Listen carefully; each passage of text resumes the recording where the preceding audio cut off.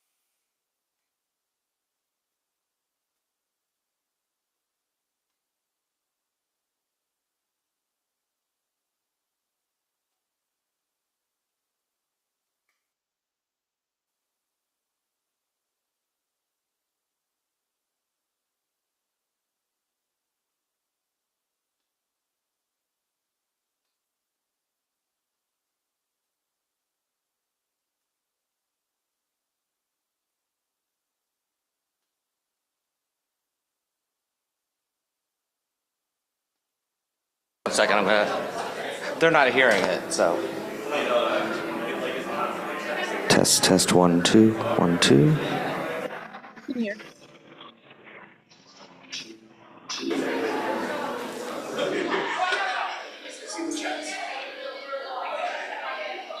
They can now? Yes. Okay. Amparo says he can hear, so. Hey everyone, welcome to the December 4th meeting of Queens Community Board 2. Hope everyone had a nice Thanksgiving. We'll get started with the pledge, if you will. I pledge allegiance to the flag of the United States of America, to the republic which stands. Oi, oi, oi, shalom, my fellow goys. I need to make an announcement.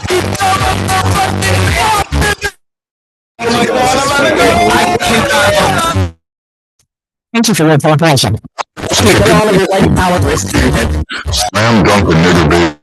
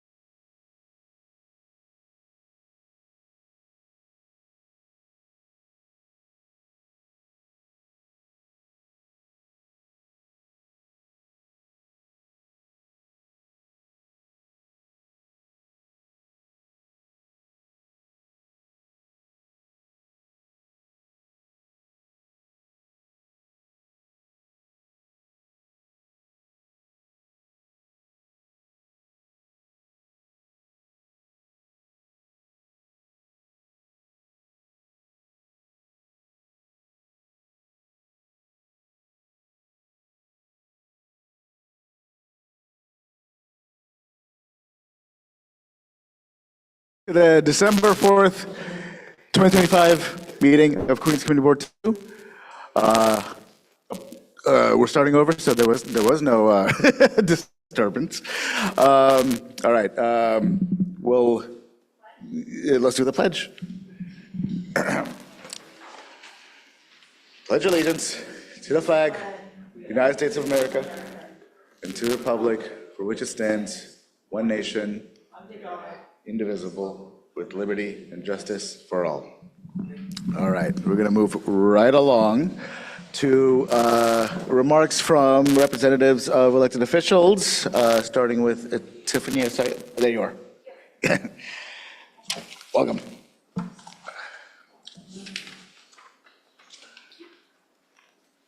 Good evening, CB2. My name is I'm the community liaison for Congresswoman Nydia Velázquez.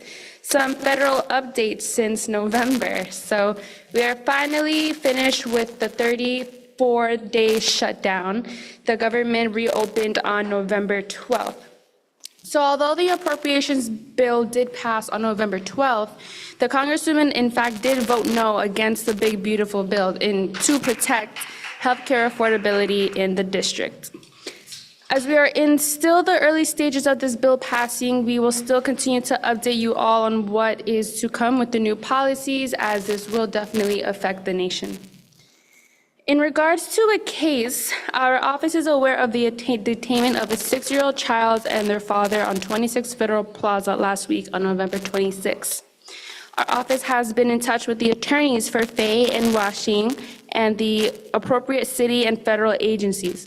We can confirm that the child is in the custody of Office of Refugee Resettlement.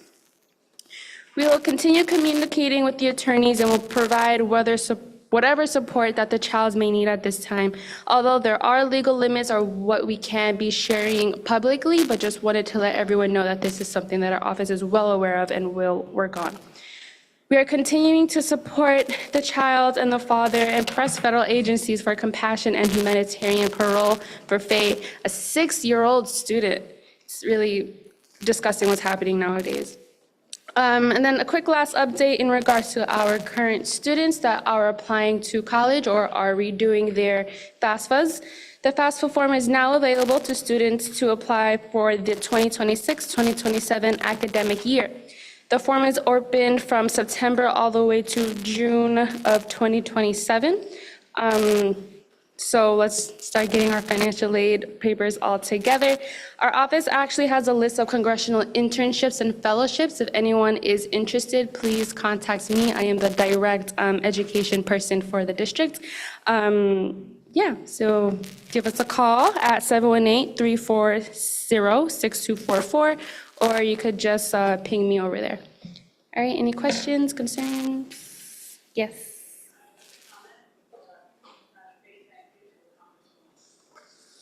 Oh, Mike, where's the other? Michael, Mike to Sheila, please.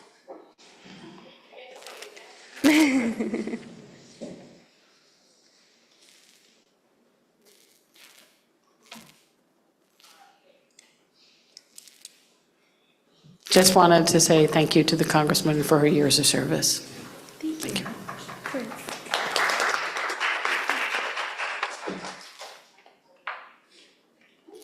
Much more to be said about that as time goes.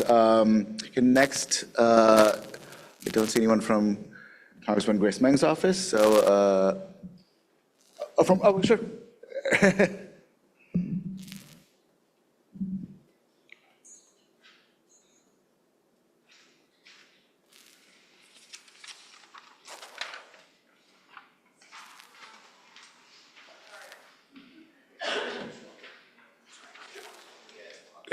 Good evening, everyone. My name is Adam. I'm the constituent liaison and field representative for Congressmember Grace Meng, and I wanted to just provide a couple of updates that we're doing here in the community, as well as what the Congressmember is doing legislatively.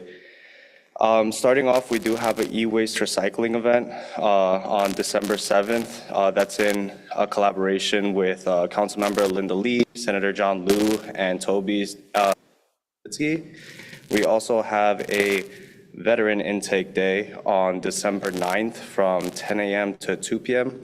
taking place at St. Sebastian's post-870 Catholic War veteran. If you're looking to RSVP or anyone that's interested in RSVPing, please just contact the office at 718-358-6364. And we have some weekend office hours for individuals that aren't able to make it into our office during the week.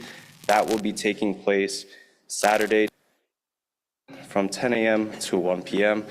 We're happy to talk about any issues that you're having with federal agencies and if we can address them. In regards to what the member is doing in DC, she recently just voted to release Epstein files. This comes after House Democrats and several House Republicans forced this matter to be voted on. She also voted against the government spending bill. Representative Meng voted against the government spending bill that does not address rising healthcare costs for the thousands of families in Queens who rely on affordable healthcare. If Congress does not extend the affordable healthcare tax credits, a Queens family of 4 earning $64,000 could pay $2,000 or more in annual health insurance premiums. Representative Meng will continue to fight to pass bipartisan legislation that protects healthcare for hardworking families. In other relation to the community, Representative Meng has introduced the Quiet Communities Act of 2025. Representative Meng introduced a bill to reestablish the Office of Noise Abatement and Control in the Environmental Protection Agency to strengthen the agency's role in combating noise pollution, including aircraft noise. As a founding member of the Congressional Quiet Skies Caucus, Representative Meng is committed to mitigating severe noise pollution in Queens. And finally, Representative Meng and Representative Morell introduced the Hunger Clearinghouse Enhancement Act. This is a bill that was introduced for the U.S. Department of Agriculture Hunger Hotline to improve access to food assistance, nutrition, and social service information for families in need. That's everything on the updates for the Congress member.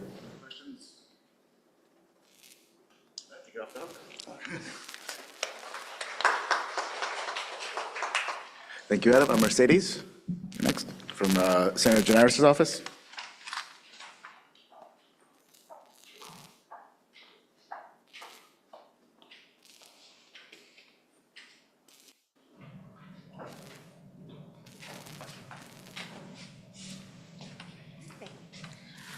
Good evening, CB2. Thank you so much for having me again. My name is Mercedes Jennings. I am the Community Liaison for State Senator Michael Generis' office. This past Wednesday, November 26th, the senator, along with, in collaboration with City Meals on Wheels, had the opportunity to give out 200 meals in total to seniors. 100 of them went to residents in Maspeth, and 100 of them went to families, specifically seniors who were homebound in Woodside houses. So he was able to drop those off to them and made sure seniors were able to get a nice Thanksgiving. Also, in addition to that, our office has continued to work with Con Ed, as I mentioned in the previous meetings, try to see if they could include in their call center system to inform any particular residents in the 5 boroughs of just to make sure that they are moving and their accounts not being hacked and opened in another address. We're really working hard to see if they can make this part of their call system to fraud in the future. Working with the New York City Commission of Fraud, and we're also working with other elected officials to see if we can make this happen. Just one quick update about Omni cards. As you know, our office has been working with the MTA. You finally should have started seeing, if you have a regular Omni card, that your transfers are finally being honored. So it took quite some time to get that done, but at least that has been done. We're working really hard, though, to see if we could at least try to see if the senior cards could allow more than one person, because we know seniors sometimes don't necessarily travel on their own, and if they're with their spouse or significant other, they should be able to use the same Omni card. So we're going to see what we could do with that. And our office has also been working with the Office of Pupil Transportation as it pertains to student Metro cards to see if they could come up with a better system when it comes to the actual durability of the student Omni cards, because they are easily able to get messed up, especially during bad weather. And that's pretty much it from now. Oh, one more thing. As you're aware, session starts, I believe, the second week of January, which is around January 6th. So if you have any specific legislation or concerns that you want the senator to address while session is coming up, please feel free to contact our office. I left some cards in the back. Our office, again, is now located at 3718 Northern Boulevard. So we're not too far from you guys. So that's pretty much it on my end. Are there any questions? Yes, sir. How are you today? I'm good, thank you. Really quick, when does the OmniCard card transfers go into effect? Okay, so the last day to use your, so let me follow it back. So last day to use your Metro card is December 31st. So I reminded everyone at the last meeting, if you need to get a monthly, don't get it on the Metro card, because after December 31st, and let's say your Metro card's supposed to go past that date, they will not honor that. So this is the time to transfer. So if you know you have a monthly card, and let's say you have until January 2nd or January 10th, you could go to, I believe, has a van. There's several vans across the 5 boroughs that you can go to transfer money that you have on your Metro card to an Omni card, so you can still get those, the money that you originally had on the card. So December 31st is the last day to use Metro cards. January 1st, all Omni. And also, I mentioned this at the last meeting, again, I don't have a specific date, but sometime early in 2026, they're gonna stop taking change. I don't know when that's gonna be, but I just wanted to give everyone a heads up about that. It's okay. What I mean by the transfers is that I have daughters who use the OmniCard because they have disabilities. They have to pay for every transfer. So if they take the bus, they have to pay. They go in the train, they have to pay. Right, so it just started, I would say probably about a week or two ago. You should have been able to start seeing that you're getting transfers. If you're not, if you're having that issue though, please contact contact the senator's office, let us know, so we could be aware, okay? On the Omni topic, so 2 questions. Yes. So, is there a way when, you know how you're tapping and it'll say go? Yes. So rather than it saying go, you know how when you swipe your Metro card, it'll say like 1 transfer, or like you have this much money left. Is there a way that those machines can say those things? 1, and then 2, not so much the money, right? But I think Omni's selling point is the number of rides that you get out of the $34. So is there a way where they can, on the thing, on the little screen, it says like, oh, you have 5 rides left or 4 rides left, or transfers or whatever, right? Because I think it's just saying go, and then I get caught off guard sometimes when I'm like tapping and I'm like, oh, it's already time to refill it, when I feel like I just refilled it a couple of days ago. So yeah, so that's one. And then my second one is there any chance that they're gonna offer an unlimited option for Omni? Because the $34, I don't care how much they sell it, it's not the equivalent of the unlimited. Like, it's not, like, I don't care how much they push it, it's not a thing. And, sorry, this is just like a regular PSA, but if you still want to buy a Metro card, you should go to like the main stations, so like Port Authority, Penn Station, those places still have. Anywhere there's a lure, you'll find also a Metro card machine, so just FYI, because I've been on, buy Metro cards. Just saying though, I know everybody wants to finish off the Metro card, but just make sure that you're not getting a monthly that's past December 30th. If you already have one, you definitely want to transfer those funds so you can still get your money's worth. And you can go to any MTA bus to get that done. As pertaining to your question, I have been inquiring about trying to have a better way for that screen to say, like, you have $10 left, kind of like when you have the Metro card, it says you have $10.50 left. We're working on that, trying to see if the MTA can do that. And with Omni, because as I specified in the past few meetings, Omni is a outside vendor that is doing this service for the MTA. So it's not like this is within MTA. So they have to work with them and the MTA in order to make this happen. the other question that you asked about the second part. I remember the first part that you said about the display, and then you mentioned something else.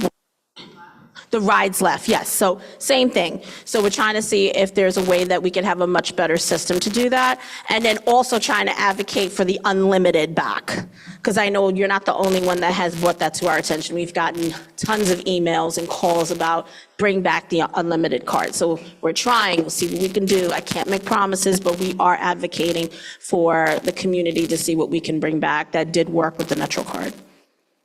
Any other questions? Hi. Ruby from MTA. Oh, okay. Yes, sorry. About the Omni, sorry. She's from MTA, so she was just addressing MTA. Okay. I'm not leaving. I promise, I'm not leaving. Go ahead. Thank you. Hi, sorry, I don't want to take your time, but I will be talking later about to do with F&M swap for the MTA. I'm an assistant director for government and communications. I just wanted to clarify a couple of things. First, with the Omni system, if you do want to track the process of your trips, you can make an account. So you can have an account online where it actually shows you what trips you have, where it transfers. So it shows you a detailed account. Sorry, but that's not a solution for people who have tech literacy issues or tech access issues. I think that's not very friendly, in the same way that you're also required to check your balance in the actual machines, whereas, with the MetroCard, if you just swiped it next to the teller, it would tell you, and you don't have to do any pressing and Right. whatever. So we do understand that situation right now, as my colleague had explained, we're right now working with a third-party vendor. So a lot of the glitches that we're seeing, we're working in collaboration with them, so we'll take a little longer. We do understand that people want to see how much they have left, and right now all you can see is go. It doesn't even tell you when you have a transfer. With the MetroCard, it would tell you transfer.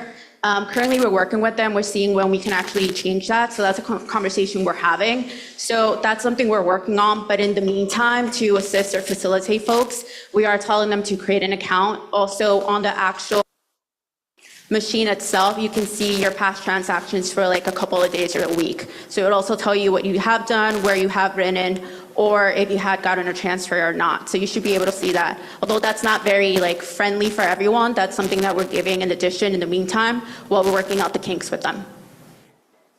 And I think one more thing for, I think that's it. So I'll do that, and if there's any questions later, I'll answer those. Okay, so I had two questions. Okay, one has to do with the deadline, the 12/31/2025 deadline. You said that we wouldn't be able to use MetroCards, but the MTA website says that they're not going to be able to sell them or load them. So can we still use them if we're in the middle of a limited? Yeah, so I do want to give some clarifying points here, so I'll give a couple of dates. So currently what's happening this month in December is that we are going to be removing all MetroCard machines. So it could be that you're currently seeing MetroCard machines still available at certain stations. By December 31st, all of them will be removed from the system. So that's the reason why you're hearing us say 12/31 will be the last day that you can buy a MetroCard, because that's the last to see either the system or be able to load or add anything to a MetroCard. But you still will be able to use it on the buses, on the train. So for example, let's say you bought a monthly this month and it doesn't end until January 16th or even February, you still will be able to use the MetroCard, but you won't be able to add funds to it. So you still be able to use it until, I want to say, early in the year. And then in terms of coin, we are thinking of removing coin on buses, but that won't happen until later in the year. So it won't be in January, that something will happen later in the mid-year, or we don't know when exactly, we're still looking at that, but when we do have that information, I'll let everybody here know. But that's something that will be coming in 2026. And what's the reason for removing coins? I actually think that buses should have been able to accept dollar bills, but that's another story. Why are we removing coins? It's just the system and the mechanisms we're using with our system itself, and it's a little more expensive in order to keep it and maintain it. So that's one of the reasons behind it. But also with the Omni, you do get benefits that you wouldn't get with coin. And additionally, we have something called a retail network. So not only do you go to an actual station to reload your Omni card, you can go to a 7-Eleven, you can go to a CVS, you can go to different areas that are not an actual station where they can add funds to your Omni card. because the OmniCard has a QR code in the back. You can ask like for example, like a CVS, you can be like, hey, can you, they will be able to add value to it as well. Okay. And I'm not crazy about that, but anyway, and actually I got fed up with the Omni. I went back to unlimited Metro cards. Thank you, Leticia, for telling me that Metro card machines were still available. The other question has to do with like what's going on with the the availability of bulk Metro cards for nonprofit organizations. Right, so there is, like, I can follow with you. There's a specific email that we did send out to our nonprofit, informing them that we will be transitioning, and we did give them a new email or ask for confirmation so we can give them updates on this. We are going to be moving into the Omni system, I think, in January. They're starting to like finish up how that looks like, or the website itself. So I can meet with you afterwards, and you can give me your contact, and I'll make sure to add you to our listservs to make sure that you have all the information from them. Okay. If it's more MTA questions, let's also be respectful of. Ask as it follows up on what other people are saying. So 2 questions about using interchangeably OmniCard and Omni System. And so for those who don't get an OmniCard but use contactless payment, like with a credit card, are they also getting the free transfer? Yes. Okay. So you should be receiving the free transfer. Regardless, because you say OmniCard's Omni System. The OmniCard or the Omni System, like if you're using the debit or credit card, you could also make an account and you can see what your past transactions are, and you will be receiving your transfer. Okay, an important point I think is good for everybody is they have to use the same credit card. Like they can't just use any card in their wallet. It has to be the same one. Yeah, if you want to get that 7-day that we're getting. Or the free after transfer. The 13 rides, it has to be the same card. So you have to be using the same credit card to get that after the 13 ride. Everything else for that 7-day period will be free. Right, and then the follow-up question I have has to do with OmniCard for people like going onto the system and doing an OmniCard and free, kind of putting money on it. Is there any talk about them getting interest on the money that the third-party vendor is sitting on all that money? So basically, if everybody buys an OmniCard for $25, the system is then sitting on all that money until you keep reloading it. So they're making bank on it. So I'm just thinking in terms of it's my money going on that account. Is there any conversation about that? I would have to follow with you Okay, offline we'll on that follow one, up. just for clarification. And then privacy for my private data, because if I go onto So, the system. Again, I'll follow up with you afterwards. I do want to get back the time to elected officials. I do have time later. We'll Okay. be MTA focused, and then if you guys have additional questions, we can use that time for that. Okay, thank you. Thank you. Thank you so much for coming up and providing clarity for everybody. Are there any other questions for Senator Generis's office or anything I can address? Again, just a reminder that session starts January 6th. So if there's any specific legislations or concerns going on in the community and you want the senator to address legislatively, please feel free to let our office know, and our information is in the back. Any questions? Thank you so much. Thank you for your time. Thank you, Mercedes. Next, from State Senator Kristen Gonzalez's office, Karen Shu.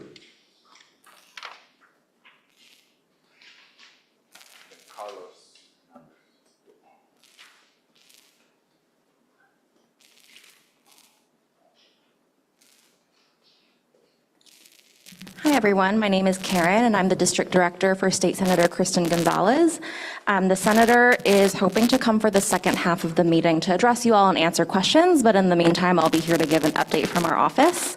I hope everyone had a wonderful Thanksgiving holiday. What our office has been up to this past month, we hosted and joined 9 Thanksgiving events across the Senator's district to celebrate our community and give away turkeys to families, including 5 events here in Queens. We were also proud to help fund and join Argus Community Services food pantry distribution events in Queens over the past couple of months. The Senator also had a chance to visit, learn more about their work, uplifting emerging artists and fostering cultural access in Long Island City, and she's excited to continue supporting their community-engaged programming. She was also able to join the Hunters Point Parks Conservancy for their 11th annual Bulb Fest, and it was great to see so many people turn out to help care for our green space. And finally, the senator hosted her first State of the District Town Hall last month. We were really thrilled to have over 100 community leaders and constituents attend in person and tune in online. And I know many of you were able to come, and I want to thank you all for coming and engaging and asking questions and supporting our office in this way. It was great to see so many of you there. And like I said, the senator is hoping to come later to answer questions, but if there are any questions in the meantime, I'm happy to take them as well.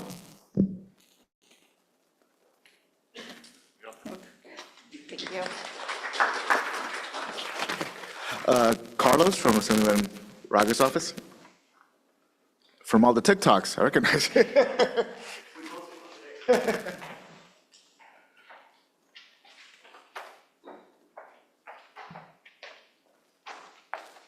Hello, good evening, everybody. My name is Carlos. I'm the legislative coordinator for Assemblymember Raga. First, I just want to remind everyone that we do have a new office location. It's at 6010 Queens Boulevard. That's by the Big Six Towers, and we're at a lower level. We're working on getting signage for the building just so that everyone has an easier time finding us. We also want to update everyone on our turkey giveaway, which took place on the 21st of November. We were able to give out more than 1,000 turkeys, so we're very, very happy with the outcome. And we will also be, we are currently hosting a toy drive that is going on from December 1st all the way to December 15th. So feel free to call our office or pass by to find out more information as to how you can donate some toys. And then finally, for events, our office will be co-hosting a holiday tree lighting on the 8th at CC Moore Homestead Park from 5 to 8 p.m. So we'd love to see you there. Next, a reminder that our office hosts monthly 2-hour mobile office hour sessions in Maspeth, Elmhurst, Woodside, and Jackson Heights at their respective public library locations. And so you can look at our socials or call our office for the exact dates, but those will be from 3 to 5.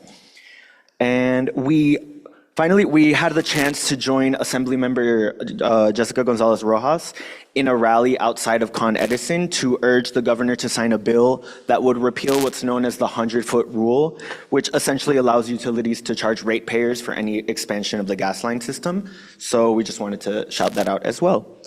And that is it. If you have any questions, I will also be in the back with my cards if you have any concerns. Just to echo what one of my colleagues said, that session will be starting before the next community board meeting, so please make sure to call our office for any legislative concerns. Thank you. Awesome. Okay, Laura, do you want to give an update for the Borough President's office?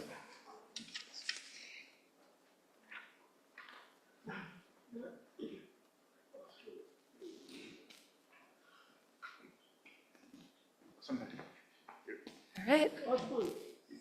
Over there. Okay, good evening, everyone. Hope you all had a happy Thanksgiving. I'm happy to be here on behalf of Queensborough President Donovan Richards. I'm Laura, the Transportation and Parks Liaison. So we are also hosting a holiday tour this month. If you'd like to drop off a donation, you can call us at 718-280,000 so that you can schedule a time to drop off at our office. 20-55 Queens Boulevard in Kew Gardens. There's also a donation drive for medical supplies and bedding to go to Jamaica for Hurricane Melissa relief in the lobby at Borough.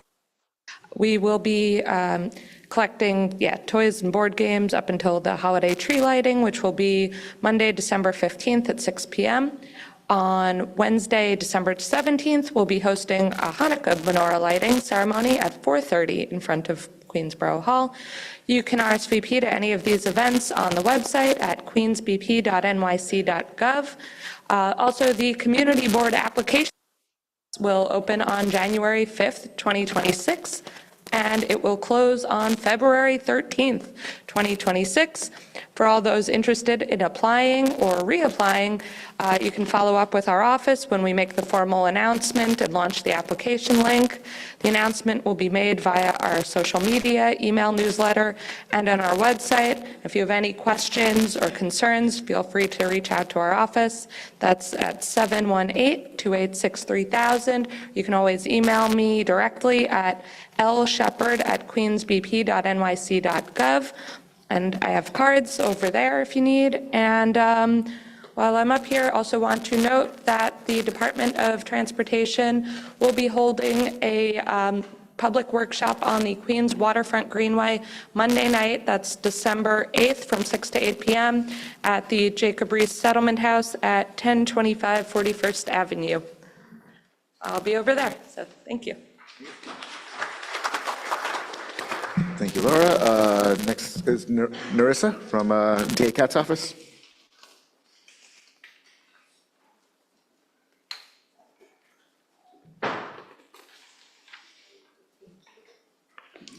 Hello, everyone. My name is Narissa Martinez, and I am a community coordinator at Queens District Attorney Melinda Katz's office.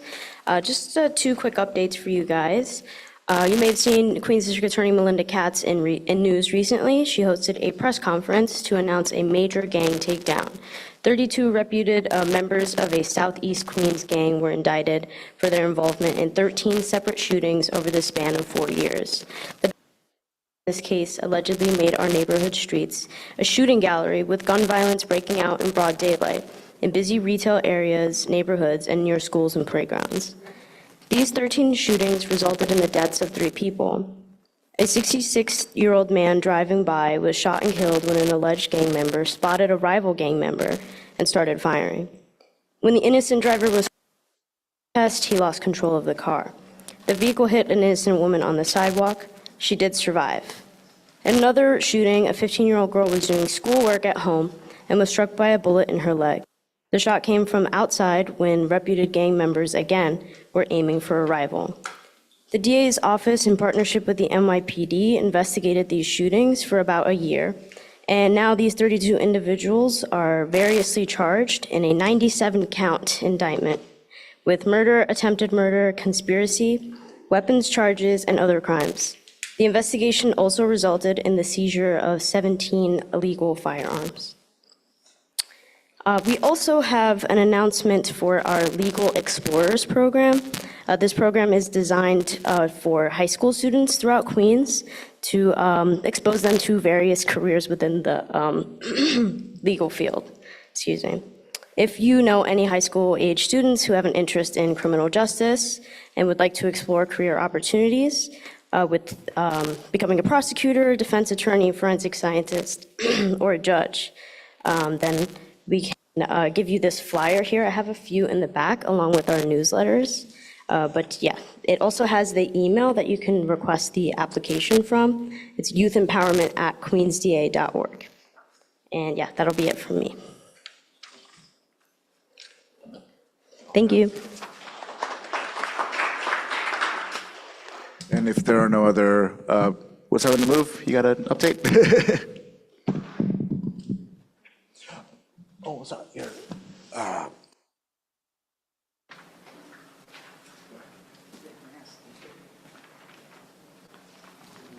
Good afternoon, everybody. Happy holidays. I'm Marco at Woodside on the Move. We're right here on Queens Boulevard. We do direct services involving housing rights, tenant rights, immigrant rights. We do a couple workshops every time during the month, so if you need those, come and see me. This past month, we were able to host 2 different turkey drives, one at PS 398, one at PS 361. At PS 361, we were also there to host and feed about 500 people, on top of giving away in total about 700 turkeys this year. So we couldn't have done that without Councilmember Julie Wan, Councilmember Shekhar Krishnan, the Hispanic Federation, and Connected Chefs. So, and very much appreciated. Coming up here on the 6th, we have our tree lighting / toy drive giveaway that's happening. We're still wrapping presents as we speak. Our office is goods and presents galore, so we're on top of that. As far as anything else, we just want to say we appreciate all the help, and let us know if you need anything. Have a good rest of your day. Simon from Assemblymember Claire Valdez's office. Sorry about that.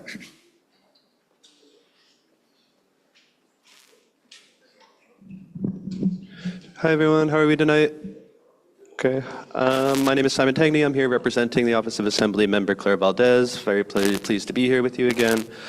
Most recently, we tabled and had mobile office hours at the Hunters Point Library on the 18th. I don't have an update as to when we will next be there, but keep a lookout on our socials and we'll keep you updated. On the 20th, the Assembly member joined the offices of Nydia Velasquez and Councilmember Julie Won and Sunnyside Shines to distribute information regarding Know Your Rights for encounters with ICE to businesses along Queens Boulevard between 39th and 46th Street. On Thanksgiving Day, the Assembly member was here with our district director, Carlos Munoz, helping to distribute food for our seniors at Sunnyside Community Services. A lovely time was had by all. In terms of legislative updates, we recently found out that our bill A6326A has reached the governor's desk, and that would require gas and electric utility companies to provide a 45-day notice before implementing a rate hike. So let's hope the governor signs that. And then finally, just an update regarding green asphalt. We've learned that it seems unlikely that green asphalt will meet the 12/11 deadline to double the height of their smokestack. It's unclear at this time whether or not DEC will choose to levy the entire $125,000 fine, but we will continue to advocate on behalf of the residents of Blissville. I believe that's all from me. Thank you all very much, unless there are any questions. Okay, happy to be here. Bye.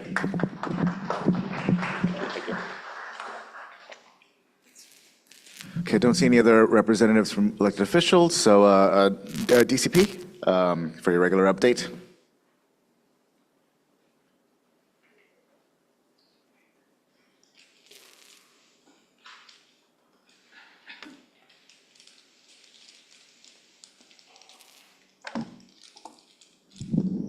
Hi, everybody. I'm Katie Crawford from the Department of City Planning. Just have one quick update for you all tonight. The LIC Neighborhood Plan was adopted by City Council on November 12th. Further detail, including the final neighborhood plan, will be coming out in the near future. And I just want to say thank you to the whole board, the Land Use Committee, and everybody on the working group who helped us get to this point. Your hard work is really appreciated, so thank you. Any questions I can take? Yeah?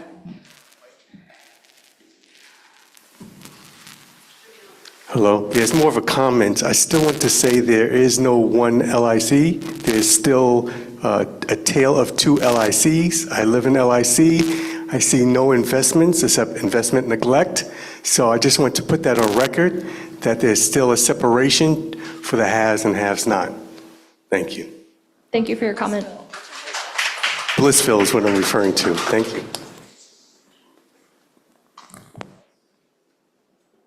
All right, thank you.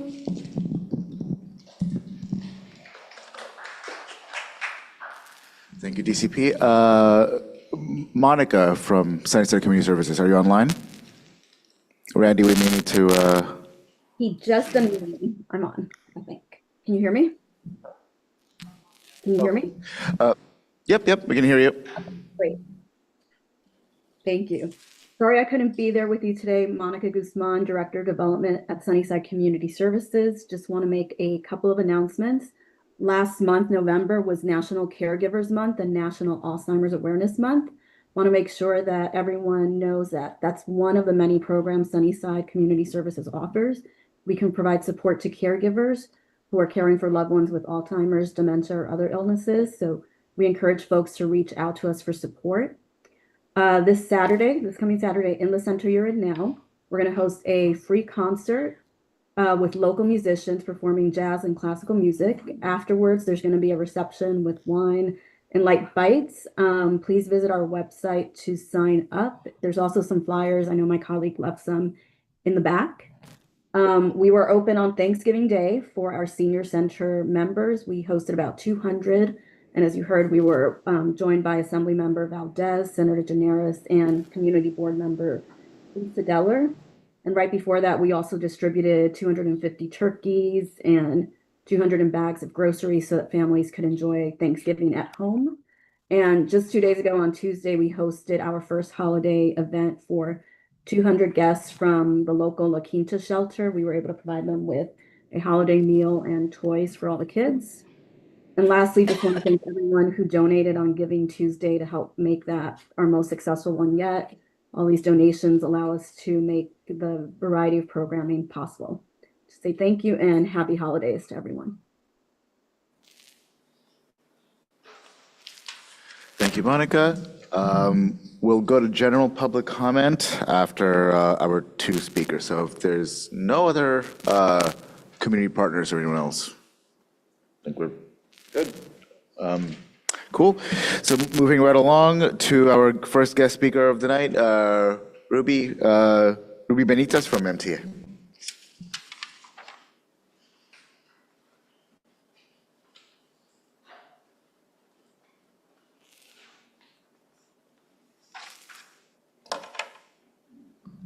Hi, I guess I'll shortly reintroduce myself. My name is Ruby Benitez. I'm an Assistant Director of Government and Community Relations for the Borough of Queens.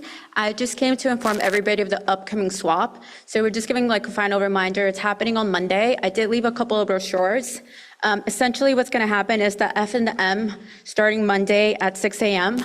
until 9:30 p.m. They're swapping at 8 selected stations. So what's going to happen specifically in this area will be F trains will replace M trains at Queens Plaza, Court Square 23rd Street, Lexington Avenue 53rd, and 5th Avenue and 53rd Street. So the four mentioned stations, you will be seeing the F train there rather than the M. Similarly, the M train will replace F trains at 21st Queensbridge, Roosevelt Island, Lexington Avenue 63rd, and 57th Street. From those 8 stations, those are the only ones getting affected. Other than that, the F and the M will remain, go in the same routes they usually do towards their end and beginning points. So just want to let you know that's going to happen. It's being implemented on Monday, and it's going to run from 6 a.m. till 9:30 p.m. I did leave maps, so it does give you like a reference point, but if you guys have questions on that, I'll just open the floor for questions on that, or if there's anything else in particular. Mike, back there for Camille, please.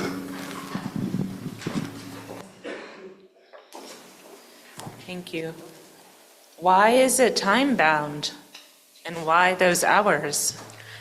That's going to be challenging to remember. Right, that's a great question. So usually the reason why it's timed those hours is that on like the M itself runs on a very selective schedule. So during the weekends, the M just runs from like Metropolitan Avenue all the way to like Broadway. So only a sliver in Manhattan to parts of Brooklyn and Queens. So the M only runs on that on the weekends. Other than that, everything else gets adopted by the F. So there's already a predetermined schedule, which is why it's still selected hours. So during overnights, usually what happens is like the F runs that local route and the same on the weekends. It's a little confusing, but it's because the M has a certain schedule to it.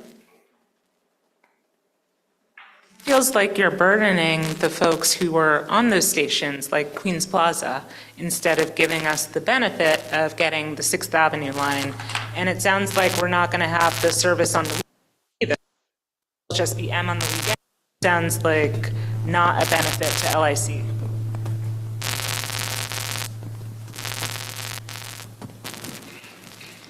So on the weekends, you will have service at Queens Plaza. It will be the East. The East still runs on Queens Plaza, and 6th Avenue on the weekends, it's going to be from like, so if I will flip back here. So to make it a little easier and understandable here, so I'll explain it to you. I'm sorry, I do understand. I'm just advocating and saying I don't think it's fair what you've done. I think we should have gotten a 6th Avenue line on the weekends, as it was last winter when you had that change. I'm trying to say I don't like it. I understand what you've done. No worries.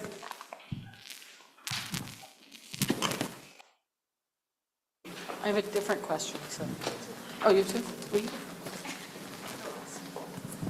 All right, more Omni questions. So, so you mentioned that you have to use, so just to clarify and to put it on record, I understand you have to use the same card, right, when you're tapping, right? But what if it's the card, I have my phone, which is connected to the card, that same card, and I'm tapping my phone, will it still reflect that when I use my physical card?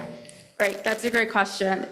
From what I remember, I think, obviously, I can come back and confirm, because I do want to clarify that with like our third parties, but what I understand is, I don't believe we can be swapping between your phone and the physical card. The reason behind that is that when you put your card on your actual phone, like your Apple or your wallet, it changes the actual like identification of it. So it's a different type of like, for safety purposes, right? They changed the configuration of it. So within our system, there look like two different items. So if you're using your phone, you have to keep tapping with your phone. If you're using a physical card, you got to keep tapping with that physical card.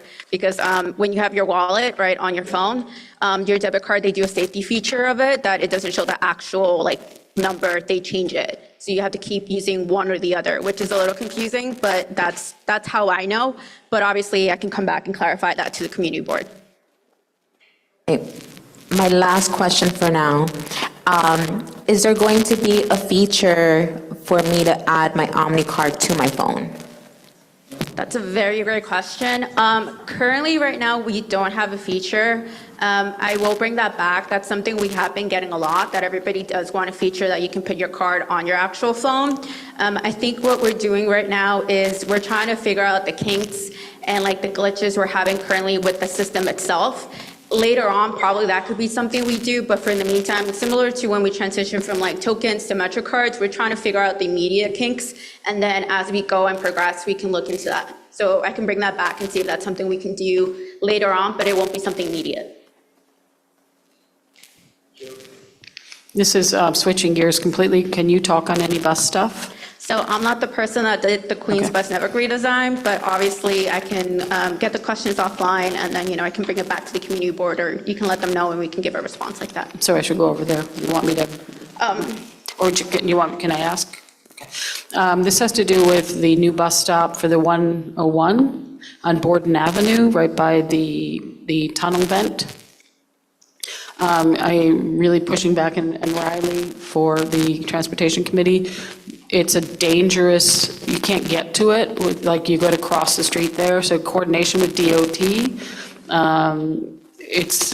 can't, the cars coming around, the bus coming around the tunnel can't see you when you're crossing. There's no traffic stops or anything crossing that street, and so it's a really dangerous spot. So I don't know if MTA and New York City Transit bothered to coordinate with DOT, but you're setting up a dangerous situation there. So please follow. Clarification, the one Borden Avenue, is it across from like the JetBlue or like by Queens No, Plaza? Borden Avenue is near the beginning. It's near the Queens Midtown Tunnel vent shaft from Men in Black, Gotcha. So I will bring that back, and then I'll give the response and see if we're looking into it. Okay, thank you. Daniel?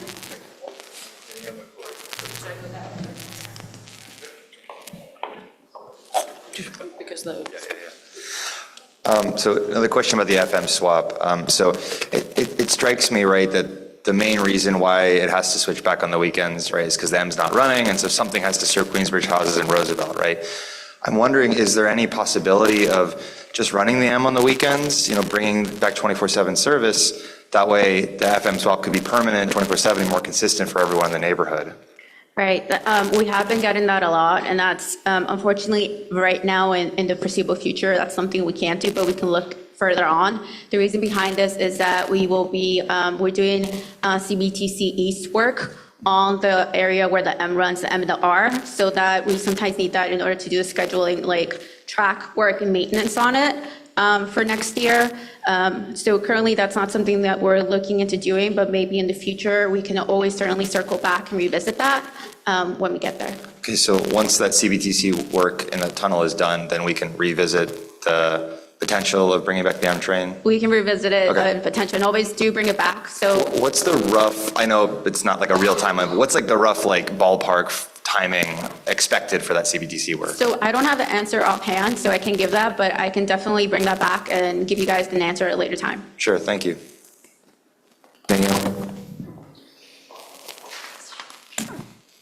I'm not sure you're the right person to ask, but so I don't know why, but the last maybe month and a half, the subways have been packed. The platforms have been packed. It might be that it's holiday time. And on the weekends, the wait times are like 29 minutes, 17 minutes, like, it's ridiculous. And, you know, it makes people work, and people do work on the weekends, it's not just weekdays, but it's also just like hard to live here, it's hard to do anything, it's hard to go to something that you have to be on. And on top of it, as you know, I'm sure, we're going to have a lot more housing coming, which means a lot more people getting on trains. So, and I know this probably is not yours to answer, but what's the plan? Like, how can we make it better? Because I would say it's the number one reason why my neighbors and I will leave. Right. So certainly I can't answer that right now because that's a multifaceted like answer, or like a lot of questions will come in a conversation for that. Currently, I do know with the One LIC plan, like we're looking into that. We're looking how it's going to affect our system overall. In terms of currently right now what's happening, if you can certainly, reach out to your community board elected official, definitely let them know or tell us which are the times you're seeing that 17, 20-minute gap. It's on the M, if it's on the 7. It's always the N. On the N? Yeah. Okay, so I can look at the reason why we have such a staggered timing between 19 to 20-minute intervals on the weekend, and we can see what we can do there. So I can take that back, but if you have a specific time, more information I get, the easier for me to look into it and pinpoint it. I know it sounds like, but I can certainly look into that right now and see what is it that we can do or why there's such a gap right now on the N. My electeds love me. I will be vocal.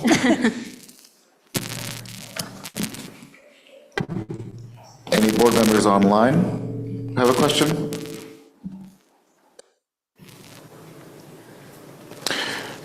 No, I think you're off the hook. All right, well, thank you very much, and I'll be over there. Okay, thanks. Okay, thank you, Ruby. Moving right along, our next guest speaker, Frank from Transportation Alternatives. May, are you? Oh, you're there. Great.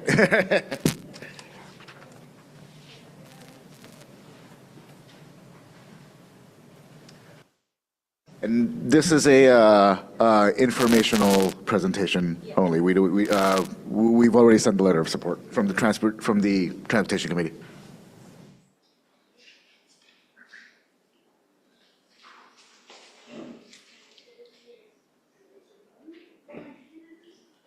Do you want to bring it up? Yeah, I'll bring it up. Do you have co-hosts? Not yet. I was waiting for it. Hi, folks. How you doing? Are we doing okay?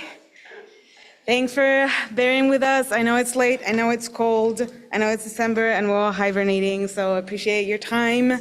My name is Ma Franke. I'm the Queens organizer with TA, with Transportation Alternatives. We do public realm, street safety, public transit, and safe streets advocacy in the city. And we do a lot of work, a lot of grassroots organizing. And we're here to tell you about a campaign that we've been building for a couple of months now about creating a protected bike lane network in Sunnyside and Woodside. And I'm here with a couple of our volunteers who are going to be sharing some of their stories and their experience as we share with you all the work that we've been doing and the way that we are advocating for bike lanes and protected bike lanes, and why it's important that we have a bike lane network so that people can ride safely in the streets. I'm gonna project. Sorry? Yeah. Okay, thank you. If you guys bear with me for 1 second while I share my screen, because we do have a presentation. Share. There we go. All right. So maybe we'll kick it off with Elmer here, who's gonna share with you why we don't have an outfit and what the problem is. Hi, my name is Elmer. Okay. Yeah. So my name is Elmer. I'm a resident of Sunnyside, and I want to talk a little about this proposal. So, as you all know, if you live in Sunnyside or Woodside, and you want to get to Astoria, Ridgewood, or Greenpoint, it is easier to get there by bike, or even though we have a direct border with them, there's plenty of stuff like Sunnyside has a lot to offer. All of our neighbors nearby and these places also have great stuff to offer.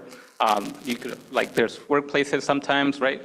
I have family in Astoria, and so it's easier for me to, or it's easier for us to ride over than to like either walk or take the subway there, right? So one example that we chose to drive the point home is that like if you're gonna drop off like some books at the Queens Public Library and they want to visit the Museum of the Moving Image in Astoria, if you take a look at Google Maps, that's gonna take you, 28 minutes to get there by subway, and it could be a 9-minute bike ride. And that's not, obviously, that's not the only, there's a lot of these possibilities. There's a lot of trips that, to these places that could be less, like around 10 minutes or so by bike. Whereas if you take the subway, you're definitely gonna need at least one transfer. And that's like, if everything's working correctly, it's gonna like be close to what Google Maps told you. All right, and so we also see the expansion of City Bike and like all the great work that's been being done on the Queens Boulevard. So we want like all of our neighbors to be able to take advantage of that and it'll shorten their commutes to like Astoria or Greenpoint. I know like in the past when I've been riding for years now, but a couple of times like from my younger brother and a coworker, they reached out to me like when they were thinking about getting their City Bike membership.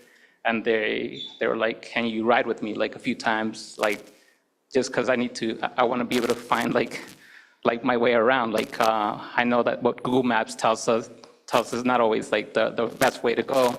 Also, it's like scary out there, like with all the modes of transportation.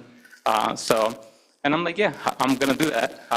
I'm at the point where I'm like, I've been riding around and I feel comfortable, but not like somebody who's new to their City Bike membership is going to be a little bit scared at the beginning to ride.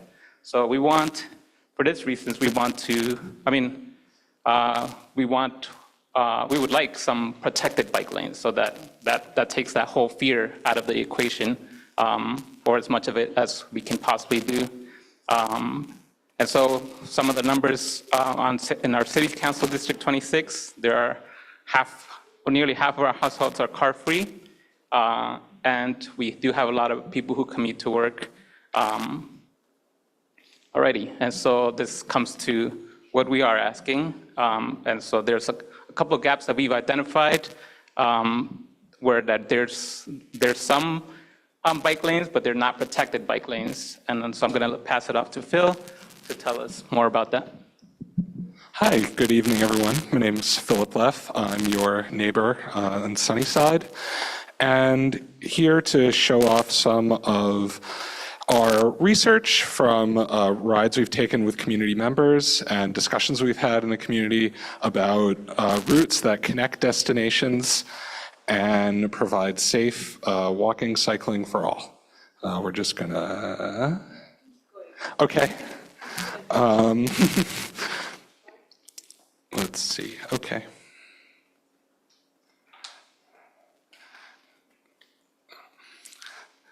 Our idea, what if we created a connected network of bike lanes that allowed people to safely ride throughout Sunnyside, Woodside, and beyond? How do we do that? That will be in the next slide. There we go. So in our discussions internally with community members, with elected officials, we are really focusing on this idea of a network. We've seen in the past that a lot of transportation planning is done on a corridor by corridor basis, which has benefits for people who live and pass through those corridors, but it's not a network. One subway line is not as useful as a connected network that can get you to all different parts of the city. This plan here can get us to all parts of the neighborhood and beyond. So to go over the basics of it, 47th Avenue provides a direct connection from Long Island City all the way to the edge of Woodside. Greenpoint Avenue improves connections to North Brooklyn. And 43rd Street is really a north-south spine that can go directly from the Kosciuszko Bridge all the way to Astoria. Those of us that have tried to walk down 43rd Street to Astoria, it's a pretty unfriendly, desolate environment where the sidewalk mysteriously disappears. I remember our former council member, Costa Costanides, like twisted his ankle trying to walk down that sidewalk. Sad story. And then on the eastern side, closer to Woodside, 69th Street, up the hill towards Maspeth and Glendale Middle Village, and 39th Avenue, a continuation of the wonderful bike boulevard that would provide safety to a pretty unruly stretch of road and also be a link and a connection that goes all the way from Flushing Meadows Corona Park to the 59th Street Bridge and into Manhattan. 43rd Street, and the Honeywell Street Bridge. Astoria is not far away. It's Sunnyside is great. Astoria is a great neighborhood too. This can really connect the two neighborhoods, and protected bike lanes would really be part of a comprehensive street plan to make these areas easier to walk to. Like I said, 43rd Street is a very desolate, dark, forbidding place to walk, and it doesn't have to be.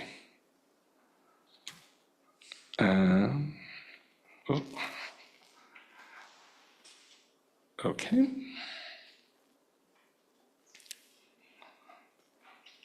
47th Avenue, this is a direct street all the way from Skillman Avenue by LaGuardia Community College, all the way over to the new film studio and the cemetery.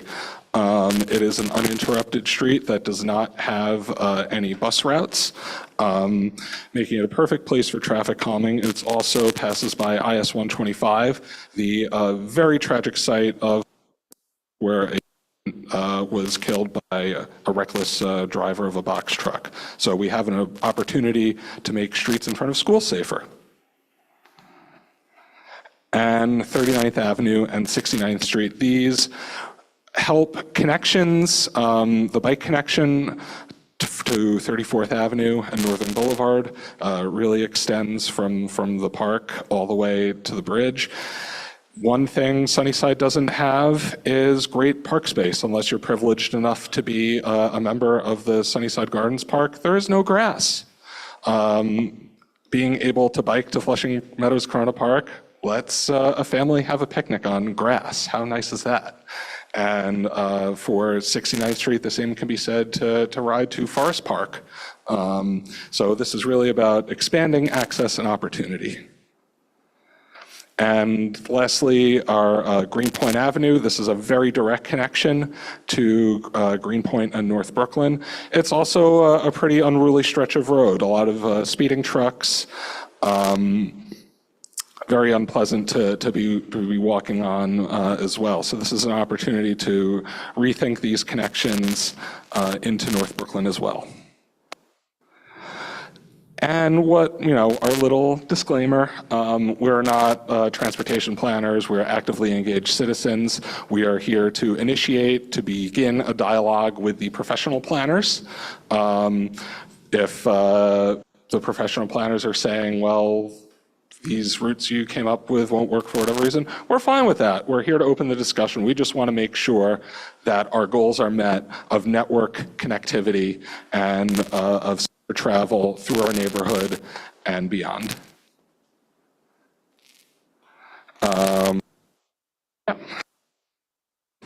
Thanks, folks.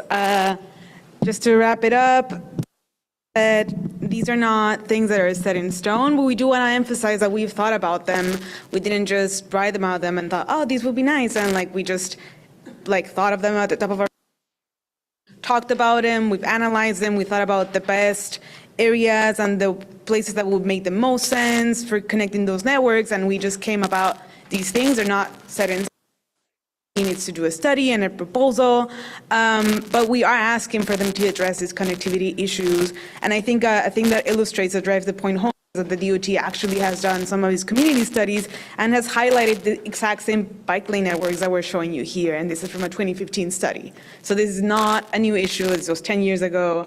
And you can see that the community is still asking about these things because this was a community survey. So, and also like, why bike lanes? How does this affect me? You say, but these streets are unsafe for anyone. Like if you're biking with your kids to school, if you're walking them to school, if you're commuting, and protected bike lanes show that they reduce for like 34%, sometimes even up to 60% in some streets, right? So they've been shown to improve street safety for everyone that's on the street, not just riders, right? Drivers, and why protected bike lanes? Because drivers frequently drive through and on top of bike lanes that are unprotected. So we do need hard infrastructure to ensure that these spaces are respected, they're separated, and the bikers, riders, and pedestrians are separated from cars. And that hard infrastructure that separates them makes it safer for everyone that's on the street and everyone that's on the road. And you can see some of those nice pictures of cars driving on top of bike lanes that are unprotected just to drive that point home. You have trucks, you have a lot of bikes, that street is crowded, and that makes it very dangerous because you also have reduced visibility. And before anything else, just to close it up, this is a thing that we've been working on for a couple of months now. The community has shown up in overwhelming support every time we've been out. We have a lot of elected support. There's been multiple instances of different elected senators and council members showing up in support. We have Claire Valdez right there riding with us on our campaign launch. So you can see that we have a lot of people that are showing up and that are asking for it. It's not just the community, it's not just the residents, it's also electeds. And it's also community boards, we hope. So we do really appreciate your support. We have over 130,000 New Yorkers and over 80 schools within a quarter mile of these proposed bike lanes. That's a lot of people, and that's a lot of people that could be safer. So let's just give Queens a safer ride to schools and places to work and restaurants and everything else that's so great about Queens. Thank you. Taking questions. Mohammed, hi. Thank you so much for your excellent presentation. Yes, we all support to the bike and bike lanes and more safety issue, you know. So as you know, day by day, the street getting narrow for the drivers who is electric car or the taxi, anything private cars. But new routes coming, the same road is sharing to the bikers. So basically the route getting narrow. So what happened, the driver are careful. You see the report, like the accident fatalities is getting down because of the safety issue. But if you see the cyclist, they never follow the rules. They come to front of the car, they getting red light, they never follow this. I have a tons of video and I can show the proof, they never follow the rules. So my request to the DOT, that as a safety concern, every 100 meters or 200 meters or every turn, you guys make a sign, cyclist, be careful, follow the rules. So when we drive the taxi, we have a 5 multiple different sticker in my car for myself and my passengers. Before you getting off the car, you have to say sticker, the cyclist. Getting off from the passenger, oh, this is bike lane, you cannot stop here. And many cyclists take this disadvantage for the taxi, take a photo. Even the car is moving, the cyclist take a photo. I have a video, I fight with the DOT and the, the TLC. So that is in the court right now. So this is an example. I want to say more safety, more safe community. It should be take responsibility for the both parties. Thank you. I can respond really quickly. I agree with you that we should have not just like one type of hard infrastructure that makes slowing down in the streets, that makes it safer. We should have a multitude of different infrastructure in the streets that makes it so that everyone slows down, not just bikes, but cars. And there's different ways of establishing and creating traffic calming infrastructure in low speed zones. Yeah, bikers too, and especially like other micromobility devices that can also go at a higher speed, that can also be dangerous. And we do think that when we're asking for these, it doesn't mean that riders have automatically like a free car to ride however they want in the city. We're just asking for it to be safer for them, and we should also have other infrastructure that allows everyone to slow down. So that's just safer for everyone involved. Elena? Hi. Thank you so much. This was awesome. I'm a biker. It's super scary biking from neighborhood to neighborhood here, and so many people I know have been hit by cars. So yeah, this would be great. Would love to see it, but would love to hear from you guys kind of what you're thinking, what happens next, how can we as a board be helpful to you, how can we as individuals be helpful to you? Yeah, kind of how do we make it happen? How to make it happen is to please reach out to your electeds and to the DOT and ask for this to be implemented now. Not in 6 months, not in 3 months, but now. Community board support goes a long way, letters of support go a long way, but what we really need is to ask for your electeds to really make this happen, because when the DOT wants to make it happen, they can make it happen really quickly. Michael, then Brad. Thanks. Couple questions. Well, first of all, obviously agree that protected infrastructure is really important. I live quite close to the new bike lanes on Queens Boulevard, and you know, I like literally every day on my walk over here, there were 2 cars parked in the crosswalk that is part of the you know, part of the bike lane network, kind of like between the flex posts or on top of the flex posts. So I mean, it's on the south side of Queens Boulevard, so I see that all the time. And yeah, getting infrastructure to ensure separation of uses makes a lot of sense. One thing I was curious about understanding the proposal, one of the speakers mentioned the sidewalk situation on the route up to Astoria. I've walked that a lot, actually, and totally agree that it's a really unpleasant place to walk. It reminds me a lot of where I grew up in Tennessee, where it's just like, you just assume pedestrians don't exist. But it's crazy, because like, as you mentioned, you know, half or more of the folks in our neighborhood don't own cars. But I was curious if the proposal was to have a sidewalk, or like to do other sorts of infrastructure improvements, not just the protected bike lanes. Like there's also these sidewalk issues on the exact same corridors that you mentioned, and I was curious, you know, it wasn't actually clear to me from the proposal if the plan was to address all of these issues. And so I'd love to learn more about that, and as the board thinks about this, how we can help. Should I answer that? So this project in particular is about connected bike lane networks. So we're not really asking for a broader infrastructure, but we would always love to see more hardened infrastructure for street safety improvements.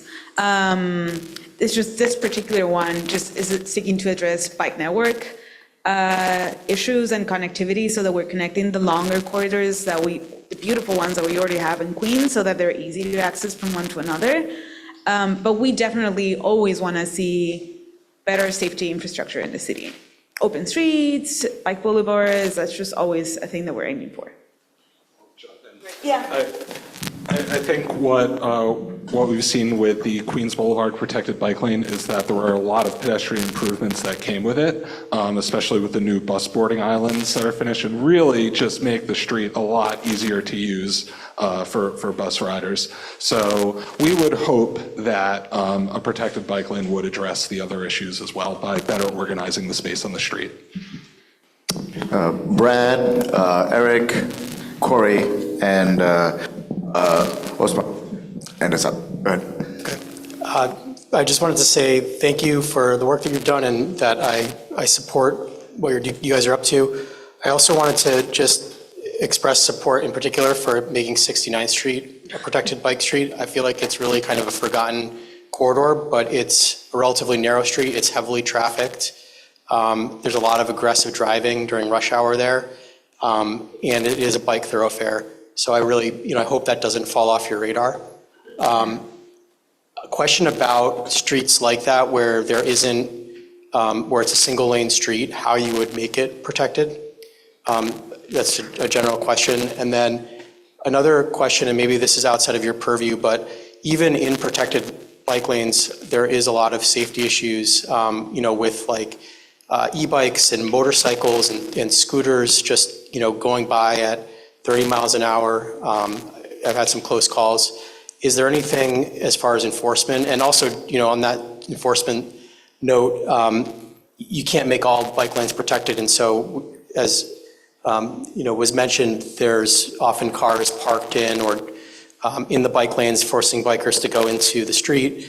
What can be done as far as enforcement, from the police department, et cetera? Can there be more done to ensure that within the bike lanes themselves, it's safer?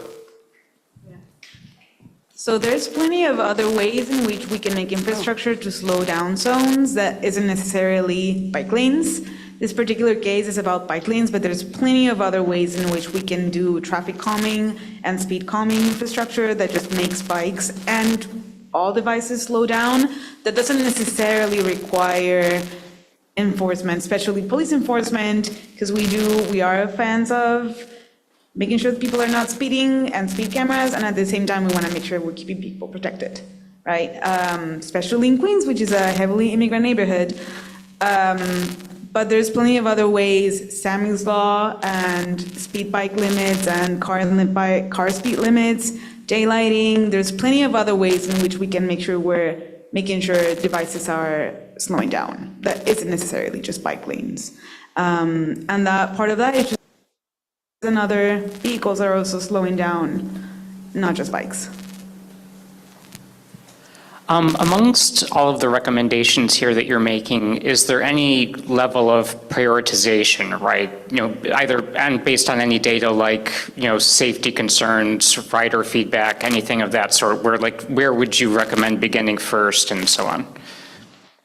Do you guys want to do that? That's really a great point. I'd like to emphasize the network aspect of it, and I think that these are really projects that work best together. I understand that's not how DOT likes to plan things. If I personally had to pick one, I'd say the 39th Avenue connection, just because that connects two already established routes, and it's right now it's a weak link in a chain, and making a weak link in a chain makes the chain stronger, and it's just the kind of shortest geographic area. But like I said previously, emphasizing that it's a network that makes this all useful, and one lane on its own isn't as useful as all of them put together. To add that there's certainly some things that are easier to implement short term. So there's, like 39th, there's certain lanes that could be easier to do short term.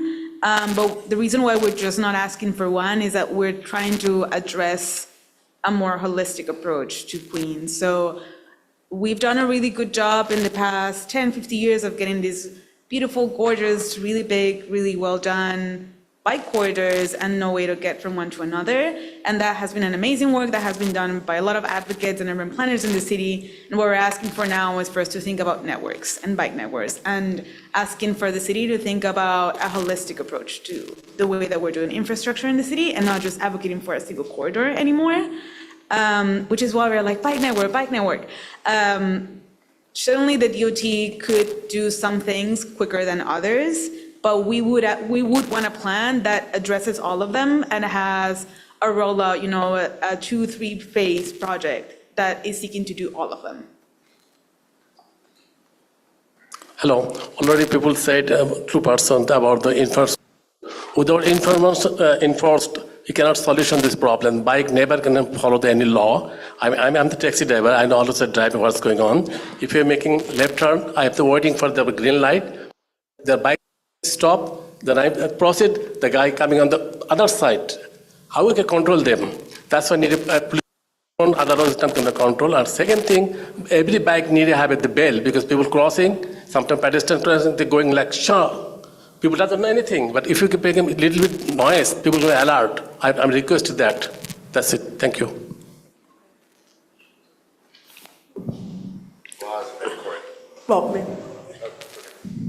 Corey.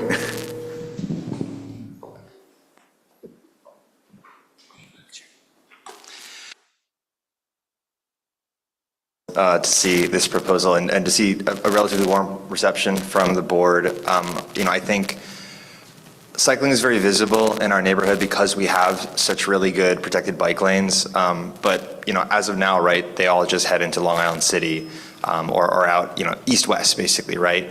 Not many people know that Queens CB2 has the highest rate of bicycle commuting in Queens. And that's with a very disjointed, not always so useful network, right?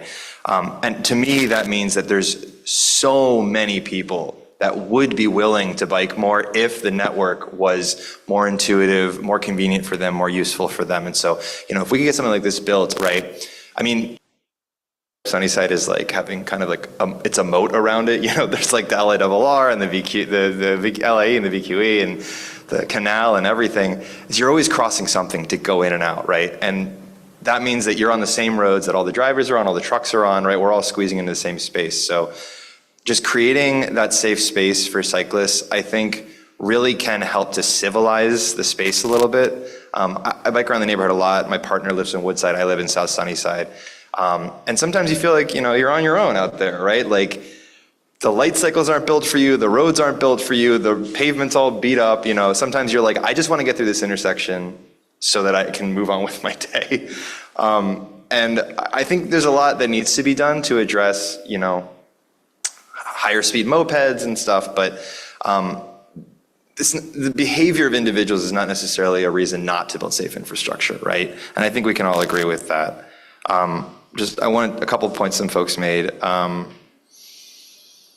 So I actually used to live in Woodside, and I totally agree that Woodside is an absolute, bike infrastructure desert, which is crazy because they have the LIRR there, they've got the bus to LaGuardia there, they've got the bus to the beach there, it's a huge, huge transit hub, one of the busiest transit hubs in our borough, and there's absolutely zero bike infrastructure, even though there's bikes all over the place, right? It's just a mess. So I'm glad to see this as part of that plan too. I used to take 69th back from Bushwick, when I was going home, so I appreciate that. On cars blocking protected bike lanes, right? I'm frustrated with this as well. I've had my share of fights with the CVS trucks on Queens Boulevard blocking the entire bike lane during rush hour. But I've also seen that it happens a lot less frequently than on the unprotected bike lanes, right? Just coming here today, I was coming up unprotected bike lane. And it's just like, oh, so this is just a double parking lane. Like, let's be real, right? This is not for cyclists. But also, I think we need to step up enforcement of blocking this infrastructure. So Lincoln member in Greenpoint has introduced bills to empower citizen reporting on sidewalks and crosswalks and bike lanes, just like the Citizens Air complaint program that you can use to report idling trucks. And that was blocked by a bunch of political BS. But that's something that I think, folks could support if they're really concerned about, this is just endemic lawbreaking and endangering people. I would love to see that bill passed so we could just do the enforcement ourselves.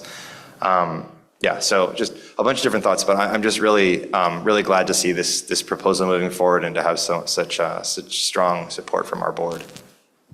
And just to drive the point home, we have been doing rides for months now with a lot of people in the community and in the neighborhood, and the overwhelming thought is, I would love to bike more, but I just currently... So if we create the means and the infrastructure and the safety, more people will start riding on the streets. And that means alleviating public transit and public street and street safety just has a whole array of safety consequences. Yeah, and one last thing I'll add to that I think it's really important to keep in mind. Everyone that takes a bike for a 1 or 2 mile trip, that's a car that's not clogging up Greenpoint Avenue and 43rd Street and all these other busy streets, right? The more people that are biking, they're using way less space on the road, and that makes the traffic less for all the people that have to drive, right? That's something I think we really need to keep in mind. The easier we make it to not drive, the easier it's gonna be to drive. Yes, 100%.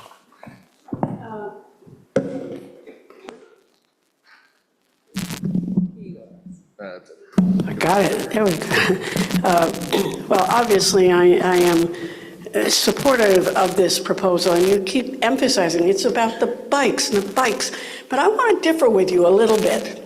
We are not all bikers, although many of us are. But one thing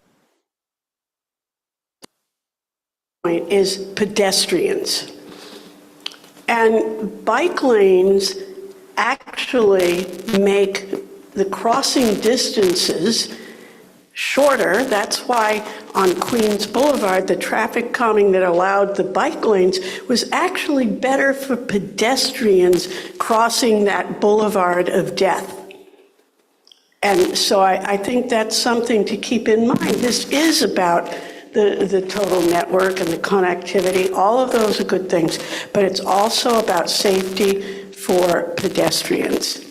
Thank you. Up to 60% reduction in crash in some streets. Thank you. We'll end it there. Thanks so much. Thank you, everyone.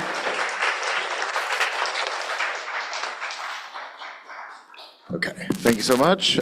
We have 1, 2, 3, 4, 5, 6. We have 6 people signed up for general public comment. I will ask you to stick to 2 minutes, please. Starting with Lillian Morales.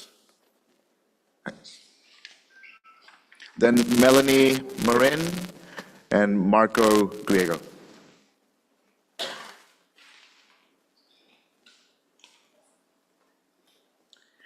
Hello, good evening. I might have signed up for the wrong section, so I apologize. I'm actually, my name is Lillian, as he said. I'm from the Long Island City YMCA. We're a few blocks down on 32nd Place and Queens Boulevard. Just wanted to share, if no one here is actually familiar with us, we have full-service fitness center with cardio and weights, indoor running track, over 40 exercise classes, swim lessons, lap swim, which is very popular, and I know Julie Wan actually is a member with us as well. For 3K and pre-K programs, youth classes, personal training, and massage therapy. We are open 7 and we had shared information and guest passes. If you do want to inquire about us, we'll be around. You can information that you have, and that is it. Thank you so much for your time. Yes. Okay. I was a member, and I'm just bringing up something I've brought up to the Y before. It's actually too expensive, especially for single people. It's a nonprofit and it does great work, but you gotta think about some of the rates. That is something that has been brought up to us. One thing that we tell, I know I'm the youth and family director, so I deal directly with families, and something that I share with, I like to share with members as well, potential or former, we offer financial assistance to everybody. To everybody and anybody that applies, we do offer financial assistance. And Do you take for granted that what they tell you is their income, but then even it's still? everyone who applies receives financial assistance. Okay. There is no, you are not denied. We want people to be able to come to the Y. So we will offer and anything that we can. Because take for granted, don't forget it's $6 round trip per person to get there too. Yes, but then that's why we do not discriminate. Speaking specifically to families that say, I make too much to get financial assistance. No, you do not. Okay. You just have to fill out our application. Okay, that's helpful. So It's a change. And there was another thing, just putting it out there since we're having this, is I had conversations with previous about doing like where you can buy a card for 10 visits a month as opposed to doing a full membership. And just because that for some people might be a more affordable way, like if you bought a card for 10 visits as opposed to paying for a monthly fee, just putting it out there as a suggestion. I am not sure on that. I want to say we do offer a specific amount that it doesn't necessarily have to be for a month. I could be mistaken, but I believe like guest pass wise or visit wise. There used to be, you could only do 1 or 2 visits, then you had to join as a member. Okay. And so I'm just saying, just something to think about for some people is being able to come like once or twice a month. Like for them, just being able to buy a 10 class specific, like a card, or daily, 10 visit right. card is a way they can afford it. So these are just things I discussed with prior leadership, so I just want to put that out there. And I'll bring it up with our current executive director, who is not able to be here tonight, which is why. No. But I will definitely bring that up. It's a lovely why. I'd like to come back. Thank you, I'd love to have you back. Anything else? No, beautiful. Thank you so much for your time. And Lillian, I have a ton of 3K t-shirts left over from the summer program.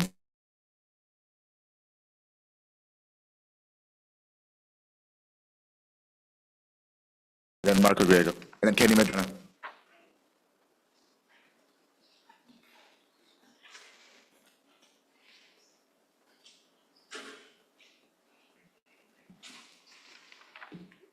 Hello, good evening to all. I just wanted to bring attention to this introduced bill of 1337, 2025. It's a new bill that proposes the Department of Education to work in collaboration with the Department of Health and Mental Hygiene to develop educational materials on school vaccinations, and the Department of Education plans to distribute these materials to all New York City's public school students, including early childhood programs. And the goal of these educational materials is just to provide general information on how vaccines work, provide information on public health benefits of the vaccinations, as well as playing a role in disease prevention, the safety of vaccines, addressing misinformation of vaccines as well, and where to obtain school-required immunizations. And this bill will require educational materials on school immunizations to be provided in English, the 9 most common home languages spoken by students, and any additional languages as determined by department.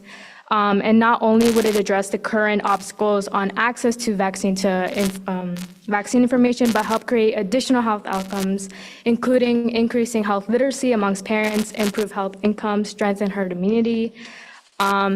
And I'm here today as a graduate student from the CUNY School of Public Health to raise awareness of this bill and advocate for support of this bill to not only improve the vaccination rates in public school classrooms by increasing cultural and linguistic and educational information available on school immunizations, but creating just a stronger, healthier school community for all New York students. Thank you.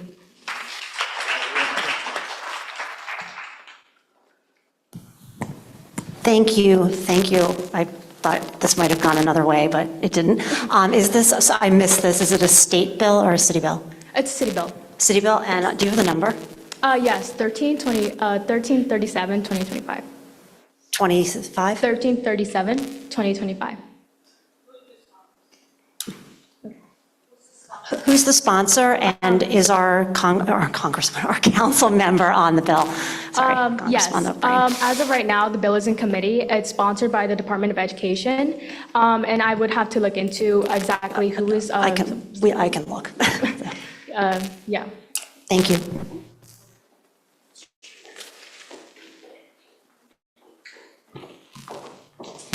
Thank you for your advocacy. Just a question for you. There's already a lot of work that happens between the Department of Health and Department of Education. Why is this being proposed as a bill? That I am not too sure, so I truthfully am going to tell you that I don't know, but if you'd like, then I could probably look into more research on that, and I could follow up with you afterwards. Okay, thank you. Thank you.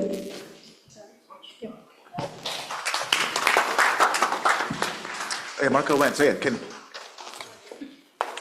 Oh, sorry, please. Kenny.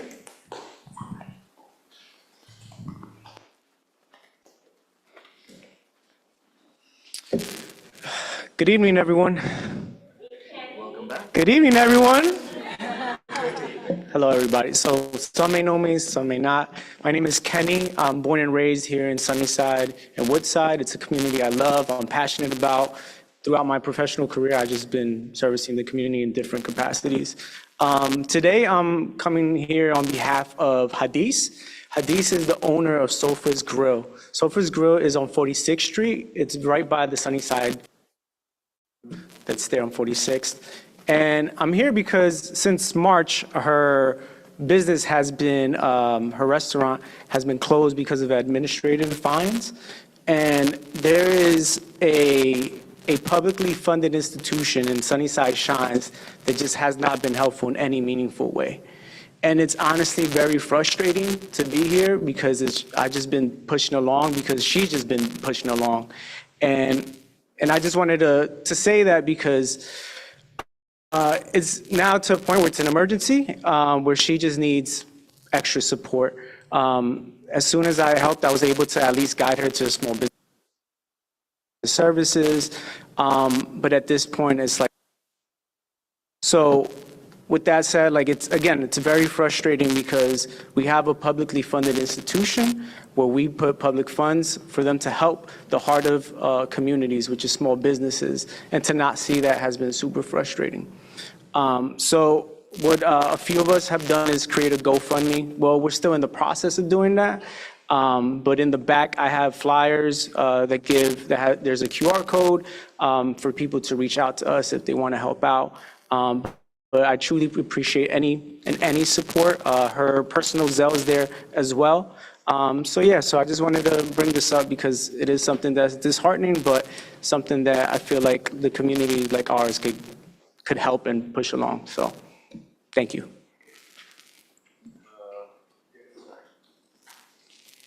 You see, her business has been closed, and I'm not understanding why it's been closed and why it's not open. Got you. So it's been administrative fines from Department of Health, but English is not her primary language, so she's just been having difficulty of just understanding what fines are given to her and just to navigate the system. So that's been primarily the big reason, and because it's been closed, now you have rent that's due, you have Con Ed that's been building up. So it's just been a myriad of different things going on, but the main thing has been Department of Health administrative fines. Please, Kenny. At our recent Small Business Committee meeting, we had a presentation from the SBS, has a particular unit, and they spoke here as well, that actually is specifically set up to help businesses with various fines. I don't know if you have their contact. If not, I'll give it to Actually, you. I was able to connect to Small Business Administration and Small Business Services. I think her name is Blanca. She's Yes. a compliance. Yes. Yeah, so definitely connected with her. She's been super helpful. Great. And just been trying to, use my expertise to just help guide her. And so, Small Business Services Great. has been one, but she's at this point right now. Okay. Corey? Where were you? Yeah, so just a point of confusion. So I thought I saw a sign on that door that said they were operating without a permit. Yeah. Like she needed to sign up for a permit, I think it was last year, and that was one of the issues. So that's more of an administrative thing. So she was able to resolve that, but now it's the fines and anything else that, there's like a checklist they gave her. And I found her a repairman to, so she's done basically everything, but now it's like she has to pay the fines and it's getting to the point where she may not be able to do this and she may be in emergency unhoused situation, so. I just mentioned because if there's confusion about the permitting process and the regulations, I'd be concerned about following the health code violations, other types of things. I want to make sure that a restaurant that's operating in the neighborhood is, up to code, is following all these regulations. So, I don't need something that I'm not supposed to. Just my one concern, yeah. Yeah, that's when, I would stop by the store in September because I just saw it closed and I just stopped by and said, hey, what's going on? And then little by little, she started talking more and more to me. And then from there, it's like, I saw the compliance list that she needed to complete. And so Blanca coming from Small Business Services, that helped out a lot. So it wasn't pertaining to anything serious where, there's something with the food. It was a lot of administrative stuff that just could have been navigated, but she just didn't. Disappointing when you have an entity like Sunnyside Shines that's supposed to help small businesses, not helping out the small business since March. Just going to follow up, not to discount the appeal for support the way you're feeling, but that's a hard one, for the community board, because everyone would come. Yeah. But just a number of things is has she been in touch? And I know you know all this stuff, but the council member, the senator, even the senator, the assembly person, because trying to get these different like you mentioned Con Ed, getting them to freeze stuff. I know, working with Senator's office before, they actually were able to help with Con Ed stuff.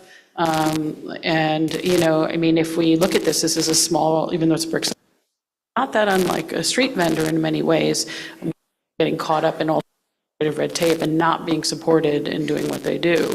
But I think, as you know, electeds can be helpful, so maybe if they could freeze and kind of help get some of these fines back to their original amounts, which is possible with, you know, the right kind of support, that can help kind of get her back to a place of being able to, with whatever support you're able to get going again.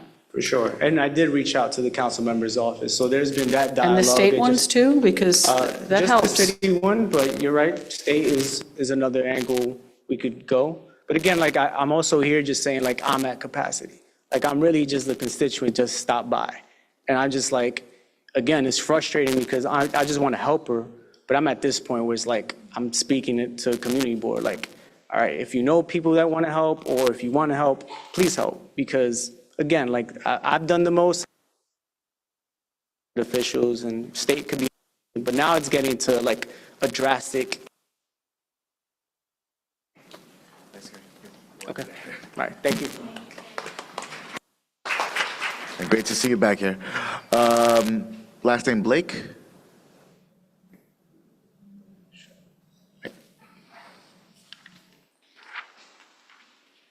And then Orlando, and then Leticia.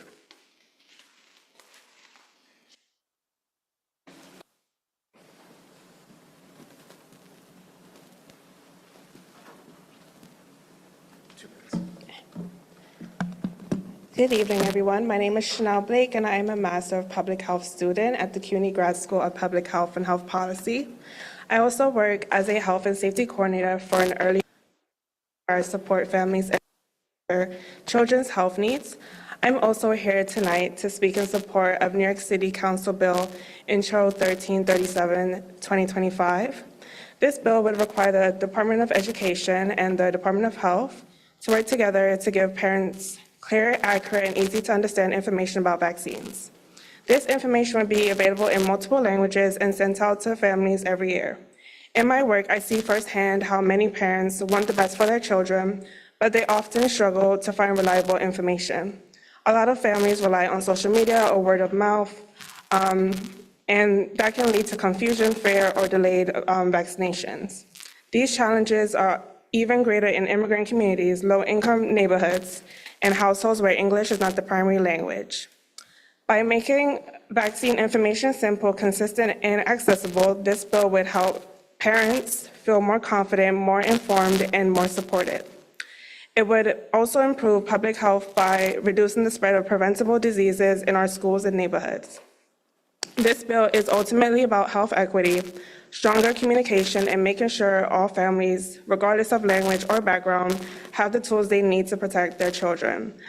I respectfully ask the community board to support this bill and consider how to improve communication and strengthen the health and safety of families across New York City. Thank you. Any questions?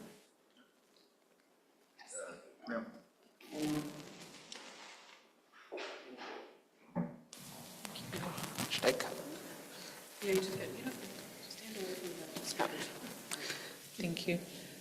Two questions. The first is there concern about blowback from the federal government if this bill were to pass? The second question is this the role for the city government, given that the federal government is sowing confusion and creating havoc within the vaccine? Is a better place for this to come from the public sector, from, nonprofit organizations? Is this the appropriate role for government? Thank you. Sorry, can you repeat the first question? I forgot. Yes, blowback from the federal government if this were to proceed. Speculation. What is your speculation? And then the second, is this the right role for the city, given that the federal government is producing different policies? is it a better role for nonprofit organizations? Well, I'm not really sure if there would be like any like pushback or like blowback from the like government necessarily. And then as far as like your second question, I'm sorry, you mentioned that like, I do believe so, especially if the DOE and the Department of Health do come in collaboration. Because honestly, I feel like if like the information is consistent against the two departments and it's sent out to all families, even though it won't be like on a, I guess, national scale, at least if it's like coming from like New York City, I feel like it can like set the standard for like other cities at least, or like other states. So I feel like, we can start somewhere at least by like passing this bill, and I feel like oftentimes as well, me working with parents, they have like their, conspiracy theories, like they say like they're not comfortable with vaccinating their child, then I like ask them where they get the information from, and a lot of it is like really unreliable. So I feel like if they're getting directly from the source, which would be the Department of Health and the Department of Education, they'll be like more trustworthy to like vaccinate their child and prepare them for like school. Could I just, has this gone to the Health and Human Services Committee? Because we have a committee, correct? And just thinking, because to dig in on some of these questions, like, I was curious because I think we have one person from a congressional office here to kind of ask, does the federal government's policy is that precluding states and cities from, because there is a certain separation between what the federal government said, this is this, but then the city is able to do more, or the state's able to do more, which would allow for a bill like this. But so I don't know if any of the people from the congressional offices can answer that, or if we should just kick this to Health and Human Services to kind of dig in a little to see if we can offer like support for this based on a deeper dive. Adam, do you want to comment from Congresswoman Grace Meng's office?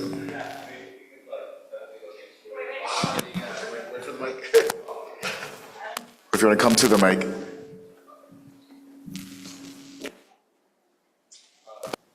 Ideas legislatively that relate to anything health service, I can take down that information, give you my email. We can then get our DC team involved and then see if that's something that the members, if the members already working on a bill like that, if that's already a bill that's in the process, but we can definitely get more details on all of that stuff.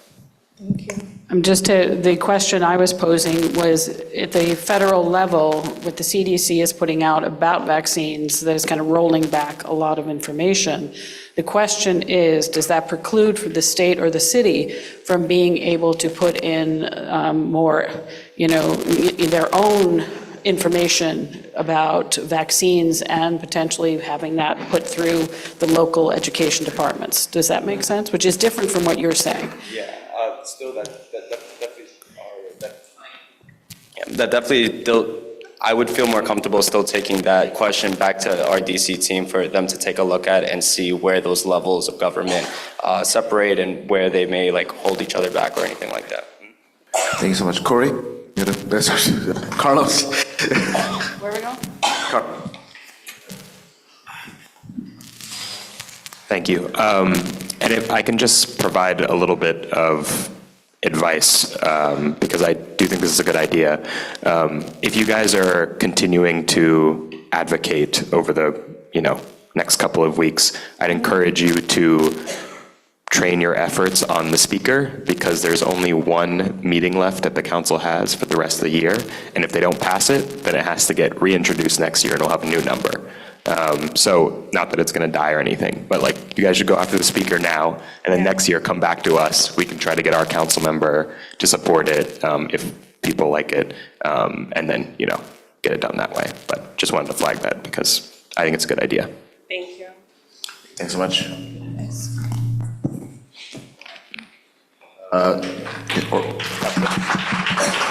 Orlando, you have 2 minutes.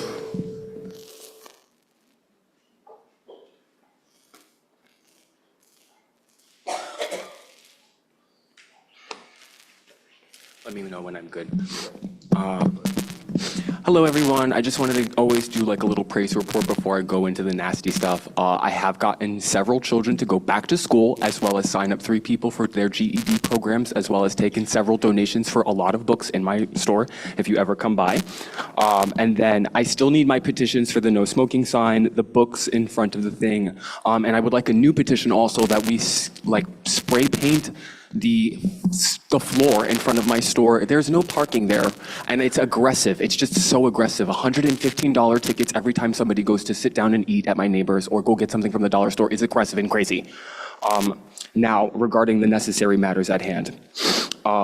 This is not up for conjecture or discussion. Failure to cooperate to the Second Circuit Court's decision, particularly the 108's actions, as well as the prosecution of the execution of law. As the chair and manager, you are responsible and liable for all actions. Public authorities and your leasehold estates are your jurisdiction. Paid position or not will not negate negligence.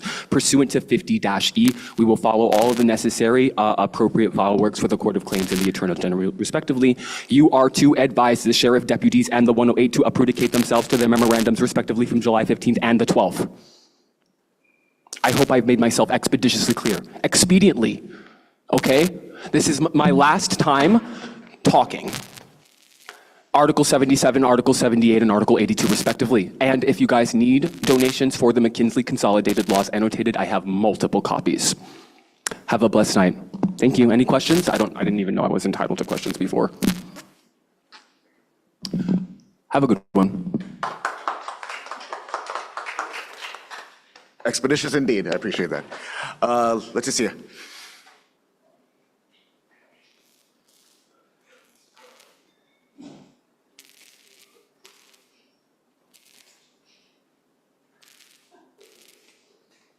Hi, I'm coming as a community member and as a daughter of immigrants from Mexico. So a couple of weeks, I saw a group of community members by 46th Street handing out whistles to alert community members, to hand out to community members so that they can alert whenever ICE was present in the community. And so I was hoping they would come here today, but they're not here. And I don't want to assume where everyone's stance is on immigration and ICE, but it's just I'm just here to, I guess, my plea or call to action for CB2 and community members that are listening to, I don't know, join forces as a community to work together to protect immigrants that have lived here and worked here so hard for many, many, many, many years. And that's it.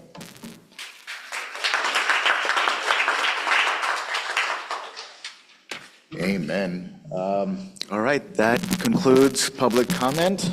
And now we can move to attendance. So folks, board members online, make sure to enable your mic and camera when you count yourself present. And Ryan, do you want to, there he is, okay. Here I am. Can you hear me? Can you hear me okay? Can you hear me? Yes? Yeah. We cannot do the camera.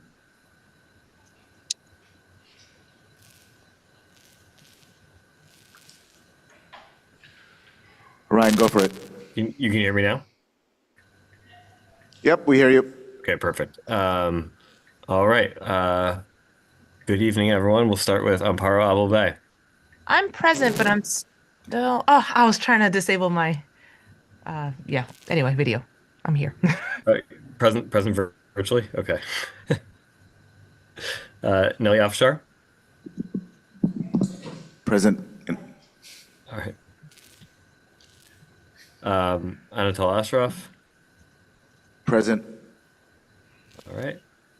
John Bahia? Present virtually. All right. Present virtually. Carisha Batan? In person. All right.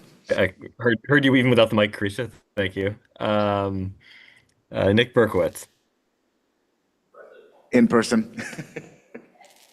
All right. Thanks. Danielle Brecker.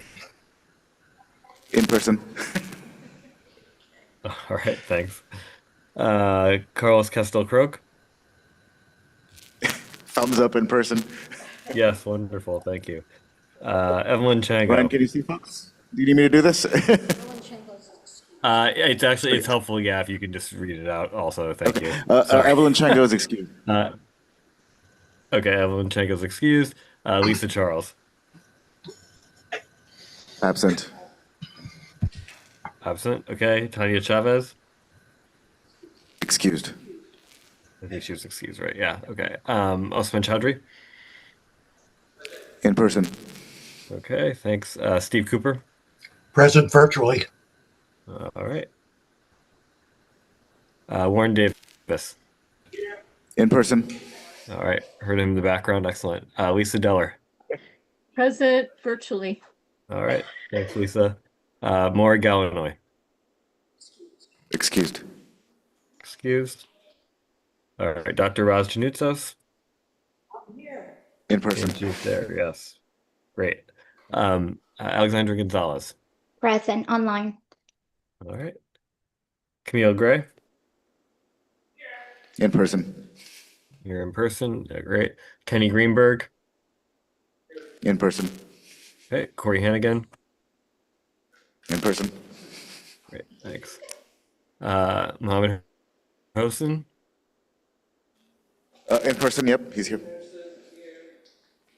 Okay. Christine Hunter. Excused. Excused. James Kim. Excused. Pramit Kumar. Excused. Excuse me. Chimang Lama. Absent. Okay. Bradford Lehman. In person. Okay, great. Thank you. Sheila Lewandowski. In person. Wonderful. Benjamin Lucas. In person. All right. Great. Patrick Martinez. Excuse me. He's here in person. Great. Eric Narberg. He's here in person. All right. Thanks. Andy Olivares. Absent. Absent. All right. Riley Owens. Excused. Excused. Jolly Patel. Excused. Okay. Randy Plumell. Present online. All right. Great. Thank you. We got next Pia Rahman. Present online. All right. Thank you so much. Umaya Saab. Present online. All right. Norberto Saldana. Excused. Excused. Alyssa Sawicki. Present online.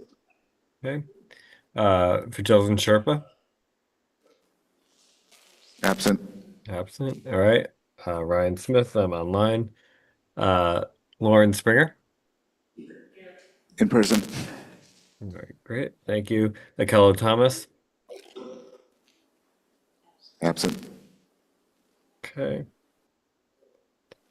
Amaris Valdez. In person. Great. Elena Van Sluten. In person. Okay. Leticia Vasquez. In person. Great, thank you. And Michael Zurab. In person. Great, thank you And I'm so saying much. in person because I can't proxy count as somebody's present, so. Well, thank you, Anatol, for responding for so many people. And thank you for accommodating the arrangement with me online. And Debbie can confirm, but it looks like we should have a quorum. Just counting up quickly here. We are officially at quorum without having to count folks on virtually. Great. Awesome. Thank you, Ryan. Yeah, thank you. For doing this even while sick. And next is the approval of the minutes. Did everyone receive the minutes? Friendly amendment to them. Motion to approve with the friendly amendment to change Sheila's attendance to excused from last month. So all in favor of calling the question? Did anyone second? Oh, Kenny.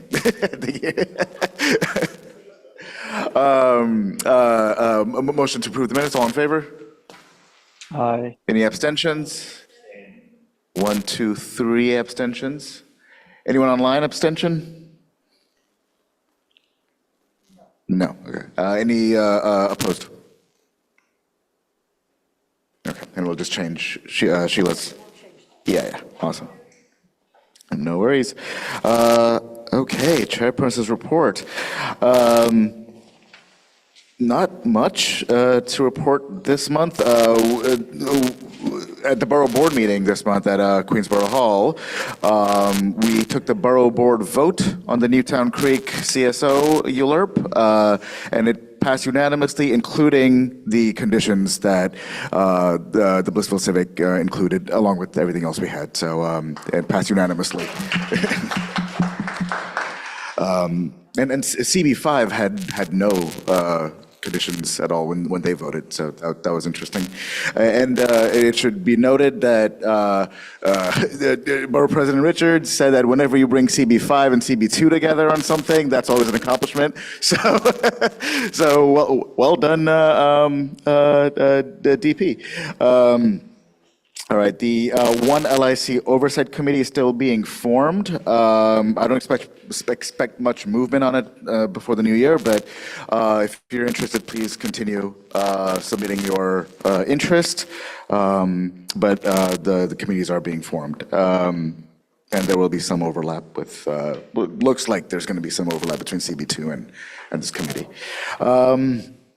Okay, and the bylaws committees have been formed. It'll be co-chaired by Patrick Martinez and Sheila Lewandowski. Thank you for leading this effort. The other members are Nellie Afshar, Michael Zurab, Steve Cooper, Dr. Raz, Eric Narberg, Maury Gallinoy, Pierre Roman, Randy Plemmel. Yes, you, Randy, you may hang back from one of the other committees you're on. And Leticia Vasquez. Because we want to get this done by March, we really one monthly meeting and a lot of asynchronous work via email and work on the shared docs. I think that's the only way we're going to get this done without adding another bunch of meetings between now and then. Yes.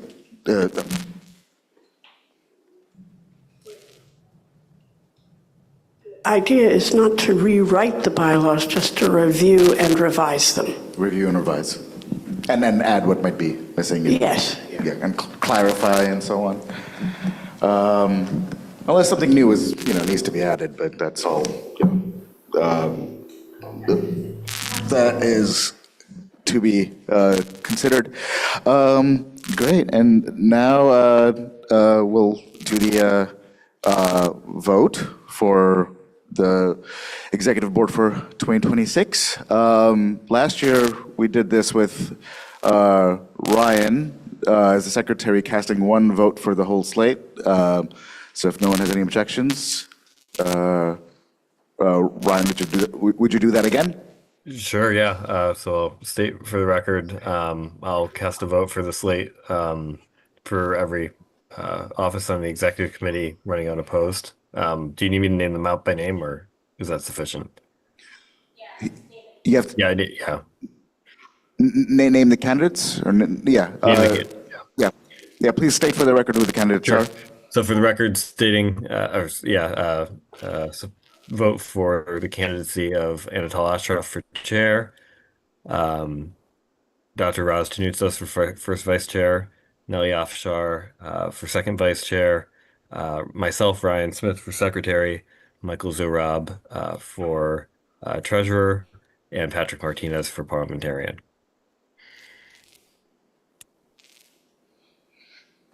Great, I think that's done. Sorry? Yeah, great. A second, okay. And then is it all in favor, right? Do we show, is it a show of hands? Okay. Okay. All right, any opposed, any abstentions? Thank you again for the privilege to finish this up as close as we can. Thank you. Thank you all. Congratulations. All right, let us move to the treasurer's report. 5 minutes. You think you can? See what you can do in 5 minutes.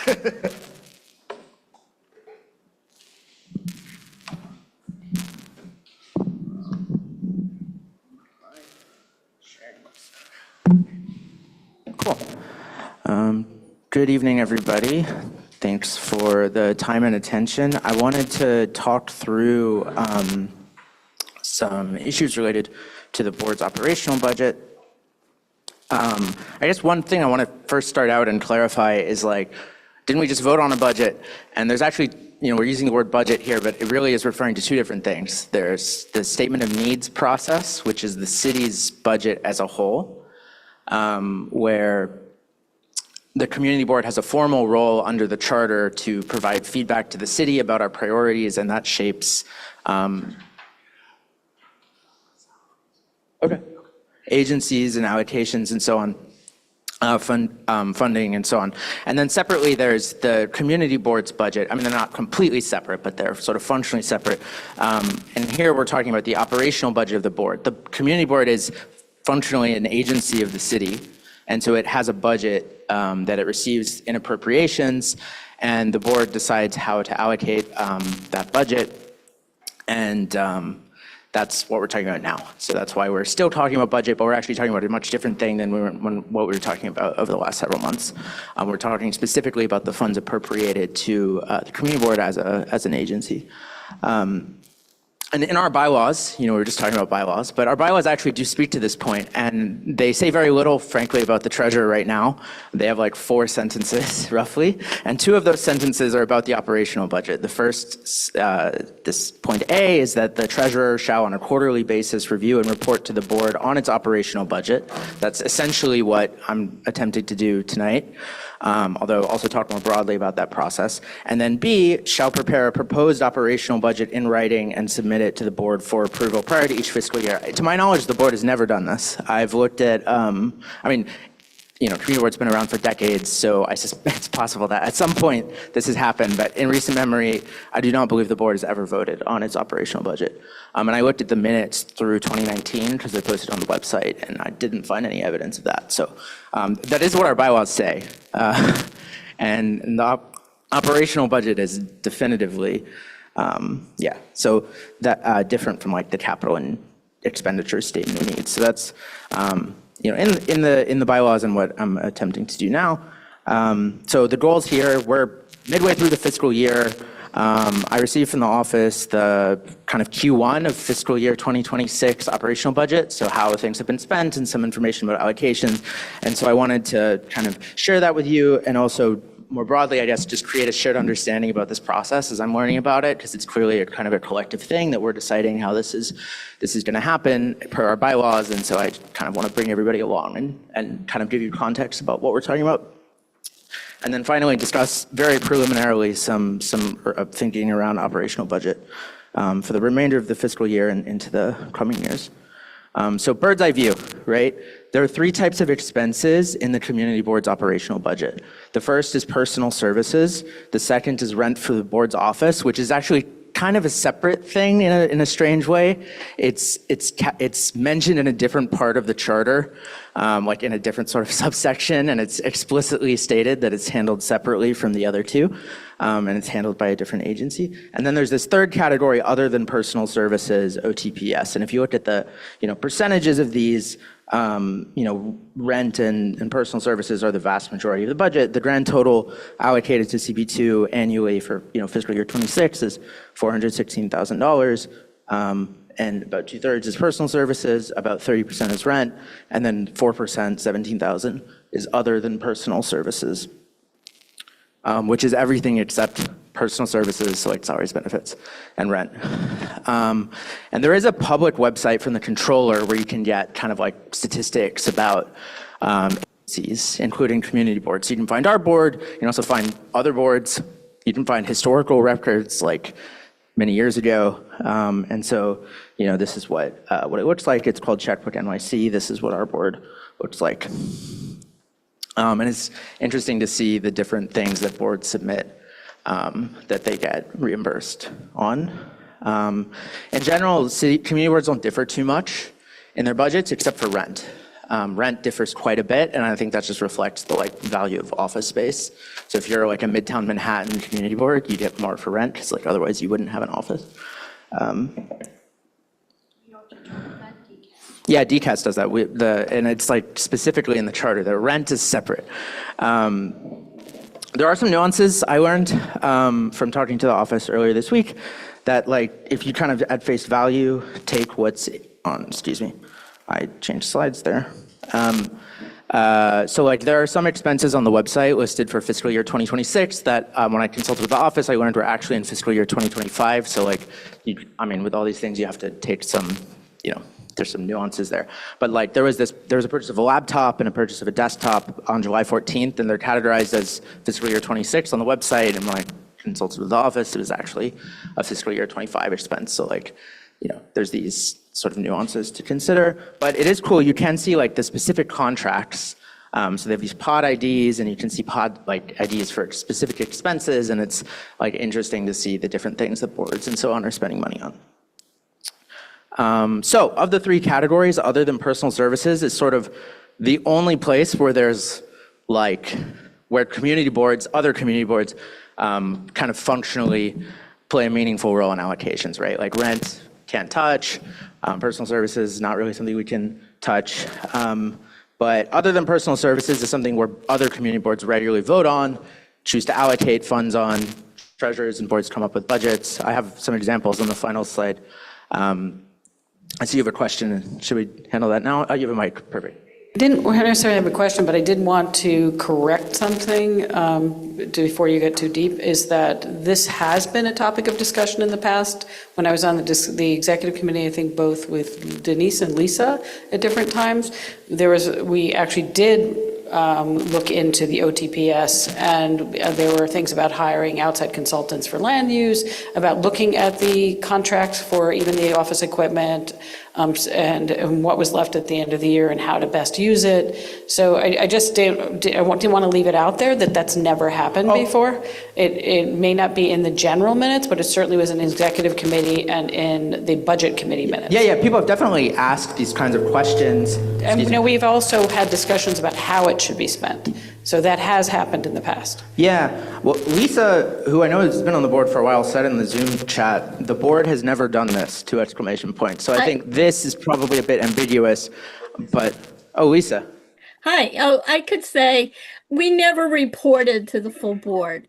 We would have discussions with the office about spending, or if there was extra money at year end, how that would be spent. During COVID, we had lots of conversations about technology. And when Anatol first came on, we had lots of conversations about using technology and spending for technology. So we had sort of more of an active collaboration with the office about that, but we never reported back. We always saw it more as the office budget. But I think what you're doing is fantastic, Michael. So good job. Thanks. Yeah. Oh, appreciate that. But don't clap, vote, right? Isn't that what people say? Don't clap, help. That's gonna be 3 slides later. Not that phrase. I wish I had come up with it earlier, but that's the idea. But yeah, I totally agree. There's some even media articles about this that from several years ago that broadly the conversation budget has come up, but the board has never full board, that's a good point. The full board has never voted on this. But yeah, of the 3 categories, the OTPS is really where there's opportunities for more substantial engagement. But even within that big category or broad category, I would say a large chunk is already kind of non-negotiable. Let's say accounted for, right? Filming board meetings is by far the biggest expense, and we can't not do that. And then renting this space is another really big expense. And it's these are not things we have particular flexibility on. They're kind of essential to the functioning of the board. Cleaning the office, you can't these are sort of like basic non-negotiables. And hosting meetings on Zoom also have quite a big expense and, likely to increase. I had already written this, but, as we experienced earlier, our board has experienced persistent Zoom bombing, both in the full board meeting and in committee meeting, and having a webinar set up where not anyone can just unmute themselves is sort of like sorely needed, and we need to do that, and I think that will result in incurring additional expense, right? So I guess that's the high-level point, right? Is we have an opportunity to weigh in, but our opportunity is constrained. That's like the one-sentence message. These are some other expenses. I mean, I listed a bunch of questions here. I don't think, given our time and so on, it's like the best to just talk through everything here. But as I was reading through the budget that I shared with you all, the expenses, I had some questions, and I think maybe I can work with the office to just write up something and share. But there's like a lot of expenses that I don't understand fully, and I didn't. That's true. I didn't ask, and the board didn't vote on it previously, so none of us had any prior conversations about any of them.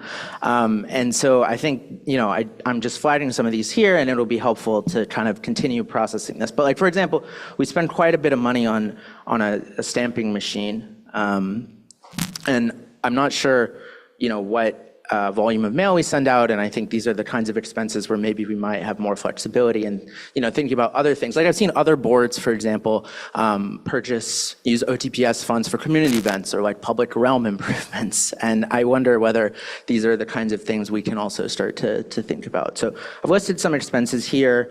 And as of October, the OTPS actual available balance was listed as about 3,300.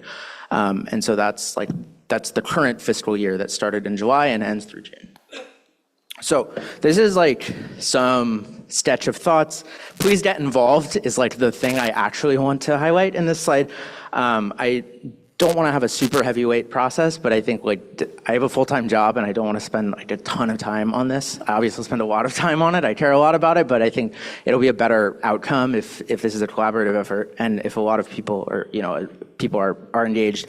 So I'd love to work with folks to kind of formalize some of this. I think the bylaw I noted on the slide, thinking about this, kind of codifying our principles for budget and process for voting and so on. And so I think that's like a very natural way to plug in. But also I think just a couple folks who could work with me to like help iron out a form for committee chairs to say what their thoughts are on OTPS expenses. Not that we can ever fund everything, but so we can at least have a conversation about our priorities and how we want to allocate the funds.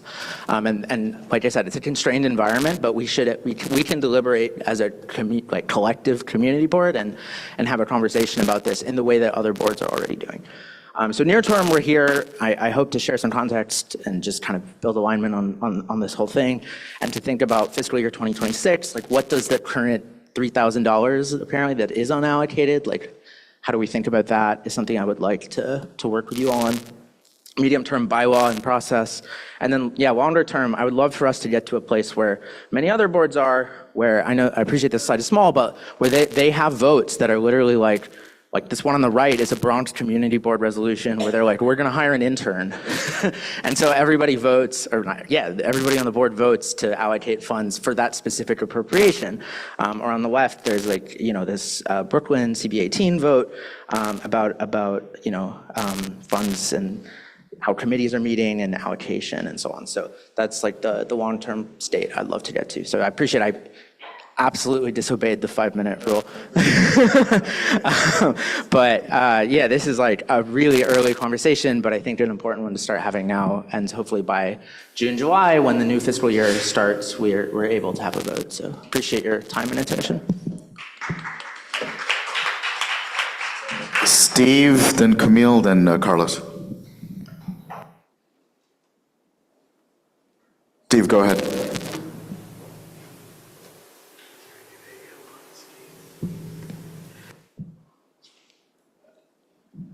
Steve, we'll come back to you. Camille? Great. I'd be curious to know what or if there are any requirements specifically for the community board provided by the city as it relates to the budget. And I think it'd be a good conversation for the bylaws committee to take up if this is an appropriate action. And I feel like as a member, I would like to hear specific recommendations if we proceed with this level of process. I don't particularly see it as a valuable use of time to approve budget to hire an intern. We know interns get hired, and I think will be super important to hear from the office to weigh in as to, what their recommendations and, what they have the visibility, they have the history. So definitely looking forward to hearing a lot more. Thank you.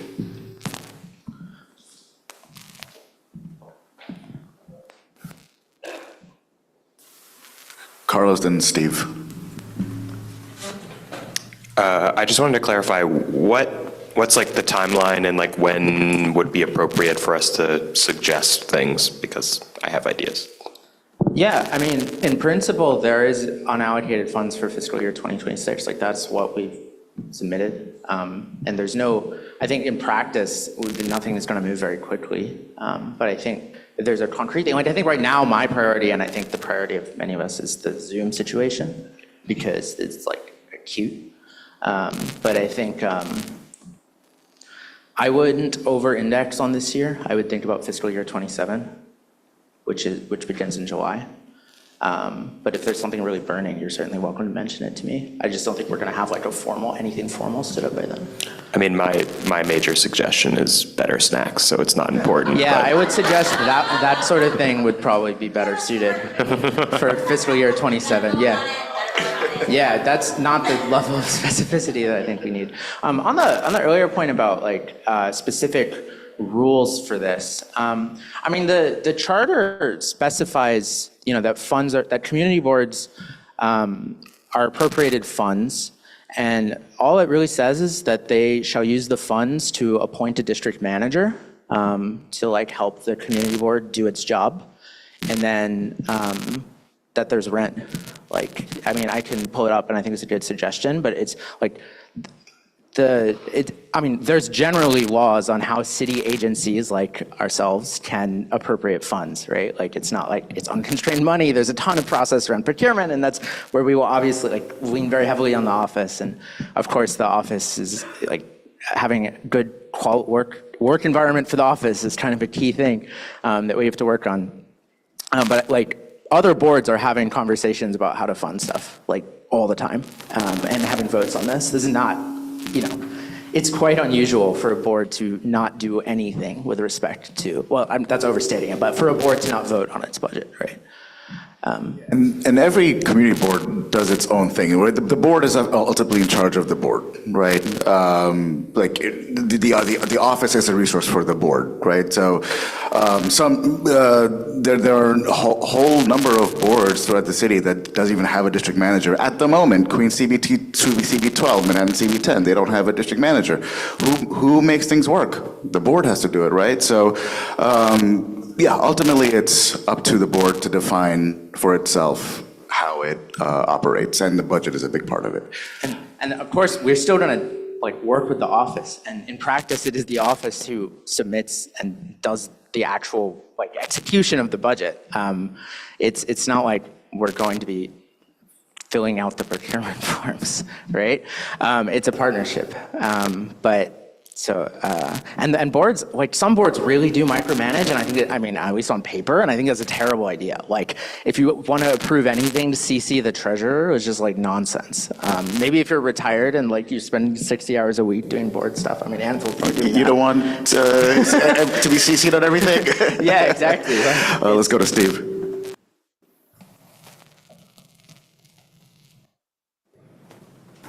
Steve, do you want to chat in your question if you're having audio troubles? Yeah, he's unmuted. Oh, I see he's unmuted. Yes. Yeah, go ahead, Daniel. So this is taxpayer money or public money. It's our money. Yeah. So for me, if we have a surplus or we have extra money that we're not using to make the office run, shouldn't we be giving that money in some way back to the community? Like what my mind goes to right now, because of the times we're in, is food. But also I'm thinking about helping our immigrant neighbors, which we talked about earlier tonight, but there's a million things we could do, clean up, all sorts of things. And wouldn't that be a priority over, I don't know, something that's more business related or something for our own, for the board's own betterment? Yeah, I hear you. I think we have to balance. I see there as being three priorities, basically, or three broad, like super priorities. One is operational efficiency of the board, like having meetings, right? Like if we don't have a Zoom membership in 2025, we can't have meetings. A second thing is having good working conditions for the board, for the office rather. So like, renting an office space is kind of non-negotiable, but like, having the district manager has to have a computer, right? Like we can't not have that. And then the third thing I think is serving the public, right? Which is exactly the point you're making. I mean, we have a lot of constraints. I'm sure it's not like in general, I imagine it's not like we have unfettered use of the funds, but I think broadly, like there are a lot of conversations we can have about how best to serve the public. And I think if you looked at the way that we've appropriated funds, it's largely been in service of those first two priorities, right? Like having meetings and working conditions for the office. And I think you're asking exactly the right questions, and it's good for us to have the conversation.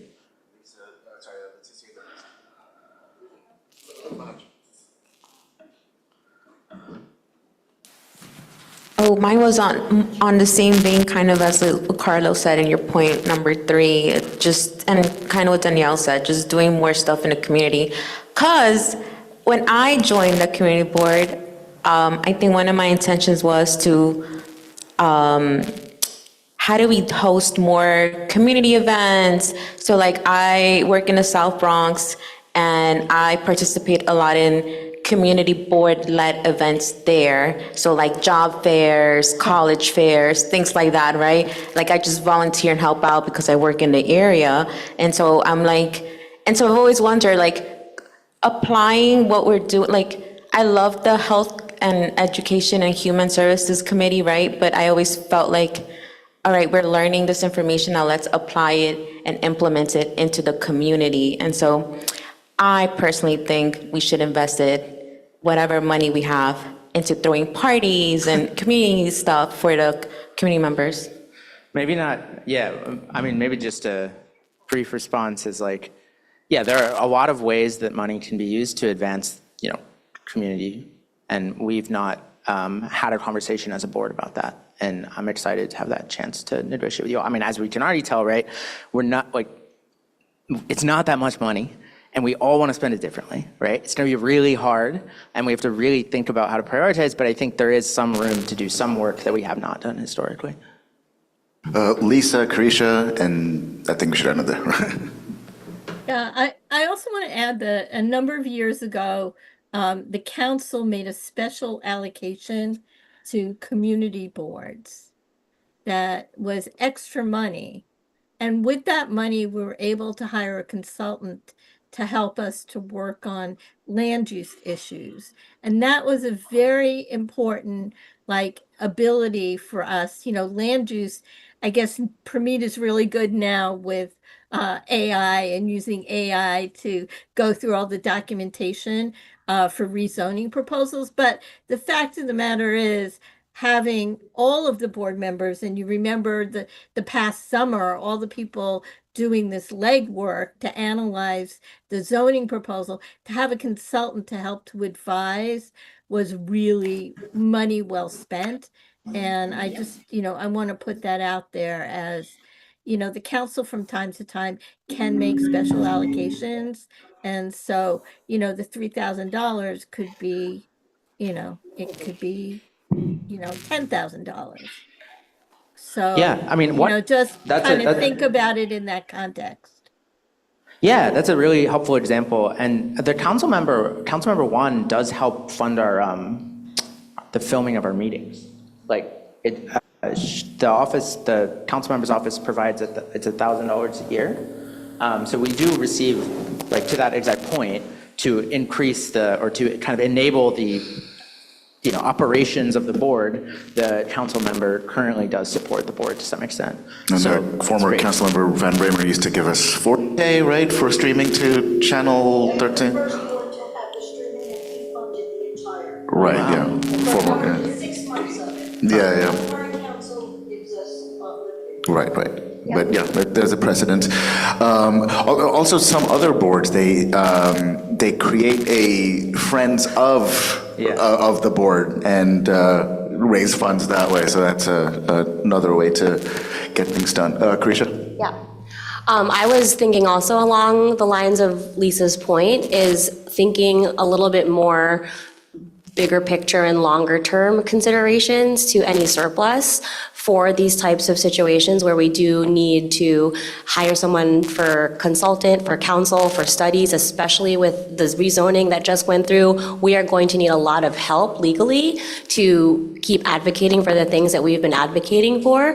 But I also want to, just put a reminder out in the ether that we have a lot of great nonprofit allies and resources in our district to help us with these types of wonderful ideas like food and shelter and all the different types of drives and assistance. So it might also be a great opportunity in context of being able to think more about the budget, and thank you so much for this presentation. It's been very enlightening, as well as the bylaws committee, to ask the committees to go back to committees and really start thinking about, okay, what are actually all the resources and nonprofit groups that we can start leaning onto and collaborating more in volunteerism to do more engagement events and also community events, so that the visibility of CB2 is also more palpable, which will also help the application process and have more representation on the board every cycle. While the mic makes its way to Benji back there for our last comment, I'm going to read Steve's comments for the record. If we're not voting, Steve suggests that we give the board a more detailed thing next time we discuss this, or privately with the executive committee. Yeah, so I was thinking something that would be also important that we could be able to do maybe is something like a mobile booth that we can, maybe that's what an intern could be, one of the assignment that an intern could have, to go and chat with people in businesses, in schools, and so on and so forth, to be able to get an idea of what people in the neighborhood would want us to be working on, or when we had things like One NYC, like to be able to bring information to the people and collect back their opinion on that, to be able to inform our opinions once we sometime write letters and things like this. I think that would be a very good use of a surplus. So we have more, just like what we were saying before, getting more engagement from the community, getting more ideas from the community. Totally. Cool. Well, I guess oh, did you want to say something? Or I was about to close. Well, okay.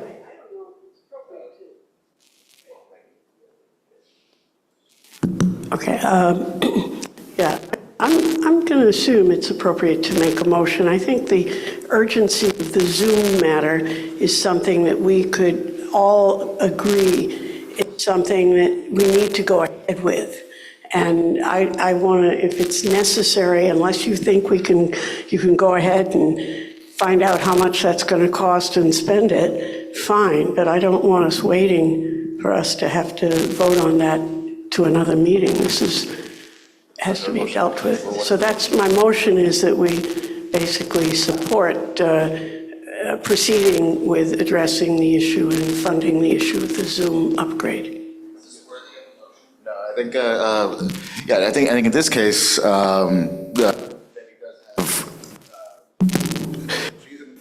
she's in the process of exploring funding the Zoom, and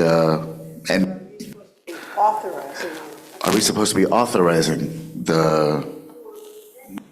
Yeah. Yeah. Okay. All right. Yeah. No, we did. Okay. So I think motion pre-passed. We're exploring how to fix the Zoom in it.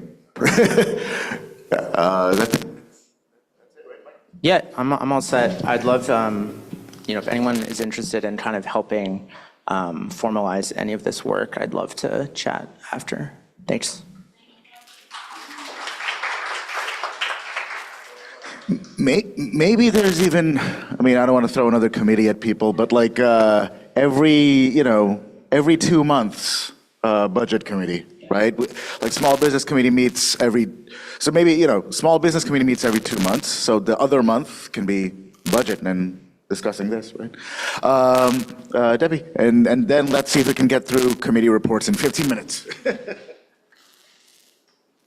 I'm not going to give a full update. I'm just going to clarify something Michael said, and it's great to work together, to be collaborative, and it's great to have this dialogue. I always think the input is very important.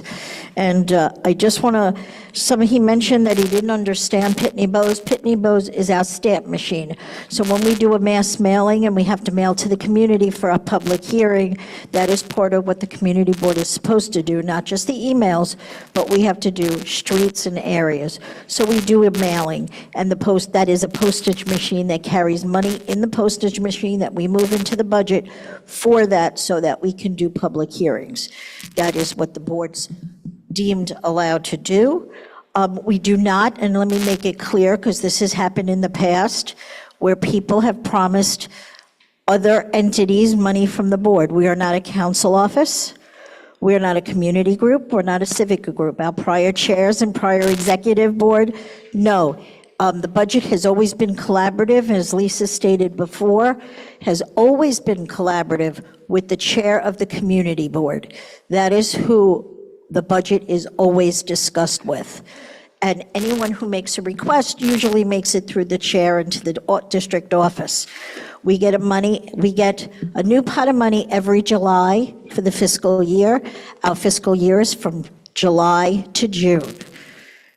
That's how we allocate money, and as money is needed. When we are allowed to buy swag, so we can promote the community board, that was deemed years ago, like Lisa said, there was extra council money for a lot of things, and that was, the council body gave it to all the community boards equally. Each board made a decision how to spend it. That's how we were able to become into the 21st century, because Lisa and some of our former chairs were quite proactive, as well as Anatole, to make sure that we are technically savvy. So we're still working on that and making us come up into the 21st century, and I thank you for that. It's very important. Unfortunately, the city is not in the 21st century, but we are trying to work to do better, as they say. So I just wanted to add to that. Our money is allocated based on our purchase orders and what we have to do. If there's any kind of swag, Maury always gave input, Danielle, even Roz, the little purses that they wanted, the bags, the pads, the pens that we bought, the gel pens came out of the fact that people wrote checks and they could be washed. So the police suggested that. That's why we had the pens, and we still do. We have the buttons, we still do. So we can buy swag. We cannot fund anything. We do not have discretionary money. Let me make that clear. There are boards that have gotten into a lot of trouble, and their budgets got into a lot of trouble. People were in the red, people were sanctioned, people were fined, and people really, some boards had a lot of problem during that $42,000. Lisa may remember there was a board that bought a car, and they were in big trouble for that because they were not allowed to do that. So I wanted to just wanted to clarify, to make an understanding so we have an ongoing dialogue and we could talk about how we've done things and how we will do things going further. So if there's snacks that anybody wants, we can add snacks to that, change them, do something different. If there's swag that you would like different, you can do that. So there are things, and I will surely make sure that Michael will have a dialogue so he'll understand some of how the city works. We don't have a checkbook, which people think there is. We do have a system. It's called the FMS system. And we can only move money and do things throughout the system, and it's city employees. You mentioned an intern. Interns have to be paid, they have to have taxes taken out, and different things. That comes out of our budget, and that's not, we can request it, but if we don't have the money for the entire payroll, we can't do that. So we have had interns in the past.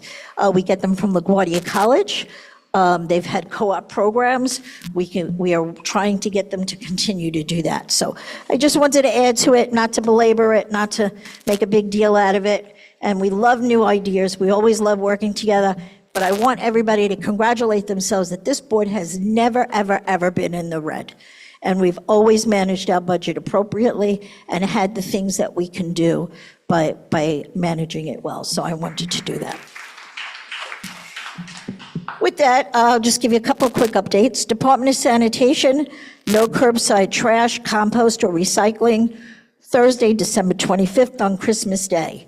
Their winter schedule began this week for the 25-26 snow season, so they're ready for anything. Parks.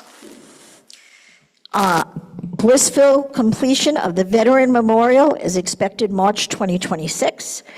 Davidson Park completion, March 2026. Court Square project, expected end of February 2026. Murray Playground is in design, and that design is expected to be finished April 2026, and then they'll come to the board with their design.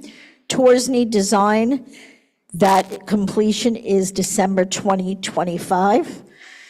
But we haven't heard if that's happening by the end of the month, but that's the date we have. And if anybody wants lifeguards, needs lifeguards for pools or anything like that, go to the parks. Or anybody wants a job as a lifeguard, go to the parks website and apply. That would be great. They're looking for lifeguards. Community advisory notice, all of this is on our website. TDC on the installation of catch basins, chutes, and manholes at the corner of 43rd Avenue and 57th Street, and that's from December 8th through the 12th. Community Board 2 had 9 original complaints. We've had more than that, but the same kind of complaints. Again, our favorite top complaints are illegally parked cars on sidewalks, double parking. PD has really, and you'll look for my minutes, they'll come out from my cabinet meeting, that will have exactly how many summonses were issued. Department of Sanitation, illegal dumping and trash, and DOT potholes and pedestrian sidewalks and walkways and bike paths. So continue to look for us. Remember, the office will be closed December 5th for Christmas Day, New Year's Day. I wish everybody who celebrates Hanukkah, Kwanzaa, and a Merry Christmas, an enjoyable New Year, happy holiday to all. And our next board meeting is the second Thursday of the month, January 8th. Thank you.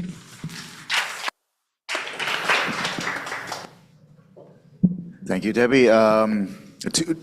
Two things. I think the car that board bought was a Corvette, right? So it wasn't just a car, it was a Corvette. So, flash. And they can't sell that Corvette, so. Back, okay. And then if the DSNY is also hiring emergency snow shovelers for at like $19 an hour. So yeah, if you know folks, if you know, able teenager. No, and I think they have to be 18, I think. But yeah, that's also a service. All right. For committee reports, land use, permit sent an update. Give me 1 second to pull it up.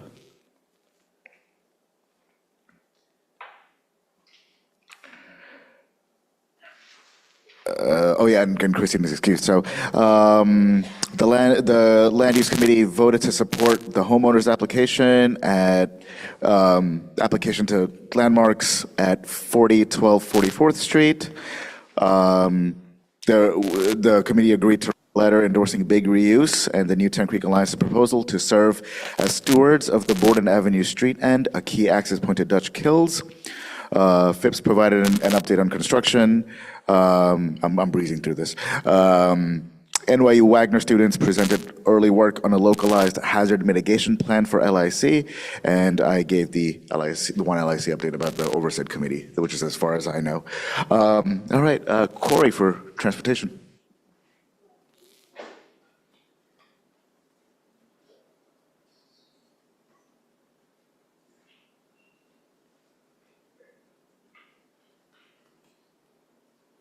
Also, if you want to come up here to avoid the speaker. No, this is good. Okay, so we had a presentation from Gil at Big Reuse and Willis at the Newtown Creek Alliance. We voted in favor of signing on to land uses letter, so we'll be in agreement with that committee. We were unanimously in favor of making the entire space public green space and request the city work with 2 organizations who have worked to reclaim the space from toxic dumpers and polluters and government negligence, as well as the community members who have created a public good for this in the skate park. This small neglected lot has a lot of potential for public use, and we're grateful that community stewardship has been offered. There was also a presentation on Greenpoint Avenue. Advocates working with Brooklyn CB1 presented to us about their proposal for Greenpoint Avenue and included an additional proposal for Greenpoint on our side to do a safety study on a comprehensive safety redesign. This is an important connection for our 2 boroughs. Our committee voted unanimously to request the street safety improvement project, including protected bike lanes from Greenpoint Avenue Bridge and extending to and on Roosevelt Avenue all the way through our district. We saw the same presentation that TA presented tonight. I voted in favor with none opposed and 1 abstention. Our committee has already requested many of these corridors be given protected bike lanes and street safety improvements, and even included most of them in our budget request this year. We pressed Joe from DOT on the slow restriping of streets after repaving and are pushing for Woodside Avenue to get its crosswalks back. Today, the outlines of the crosswalk finally went down, so we expect to see it soon. We voted to request physical vertical barriers separating the shared pedestrian and bike lane from the automobile on-ramp under the LIE at 43rd Street. That's where it approaches the K Bridge. And finally, there were some changes to the New York City ferry that will make trips during rush hour from Hunters Point to Wall Street much faster, where it's going to become a skate hours. Questions? Thank you. Lauren. Sheila, if you could pass the. Oh.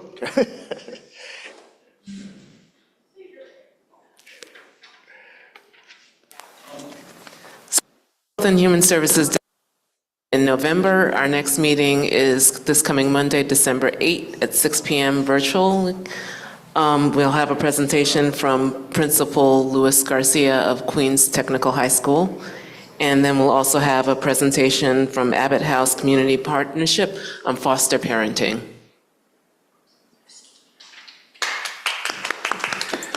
Thank you. Danielle?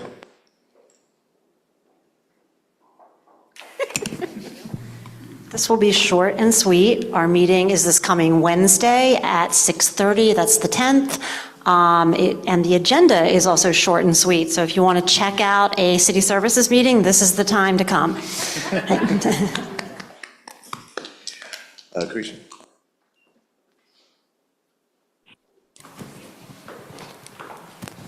Thank you. Hi. So for arts and culture, last month, we had Flushing Town Hall come and speak to us, not only about their open grant cycle, which the deadline is December 18th, I believe, but also on the status of their cultural mapping project, which was funded by the state. They are in the process of creating a literal cultural map that's listing all of the arts and culture spaces and entities across the borough. So if you guys want to contribute to it. If you know an entity that's not currently on their map, please go check out their project on the Flushing Town Hall website.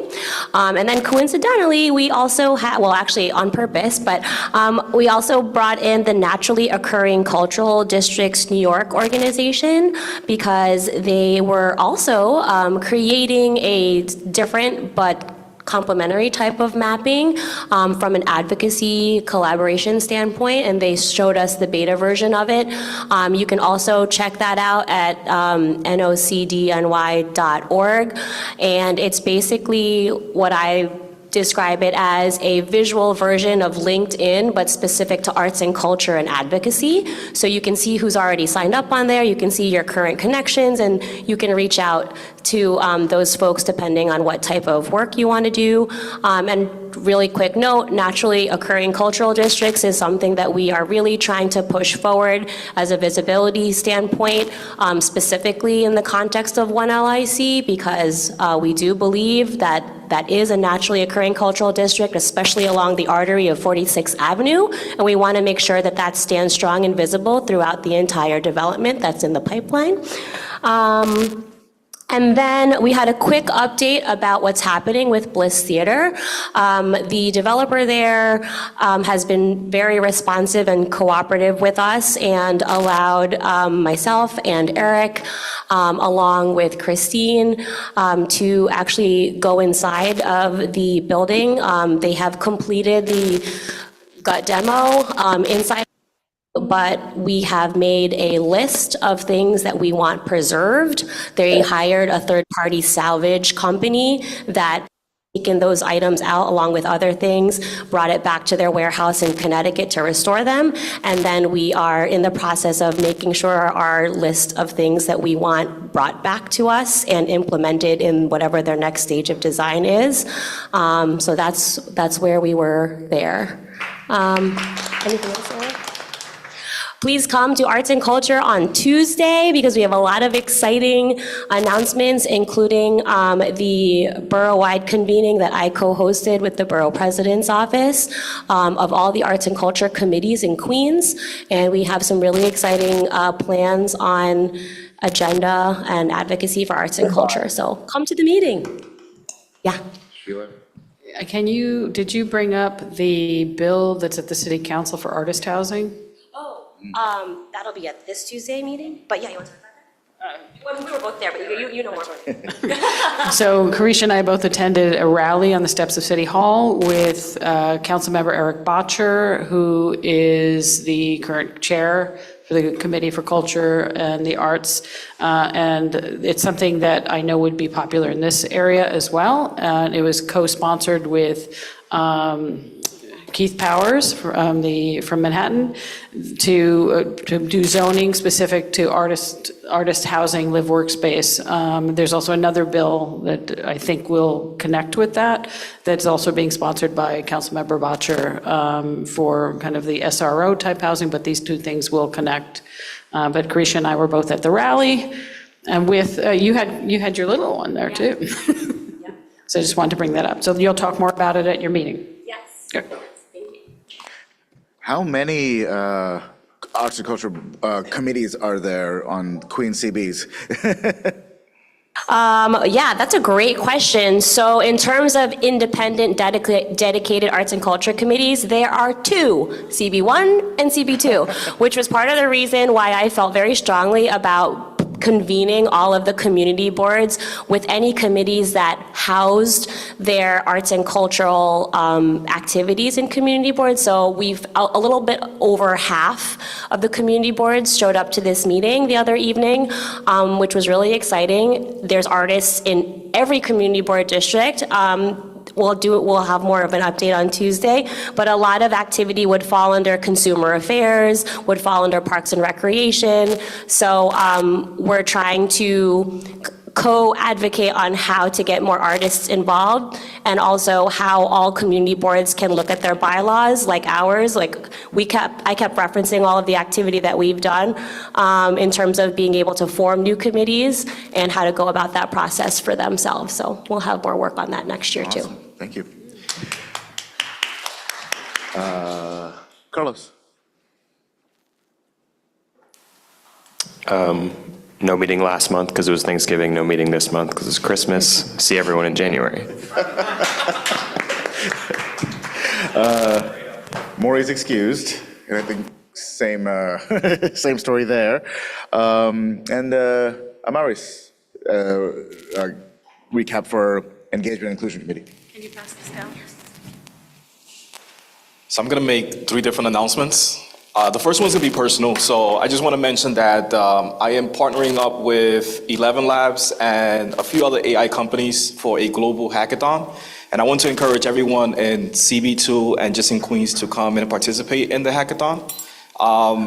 Right now we have information. What is a hackathon? So a hackathon is in like 90 seconds. Okay.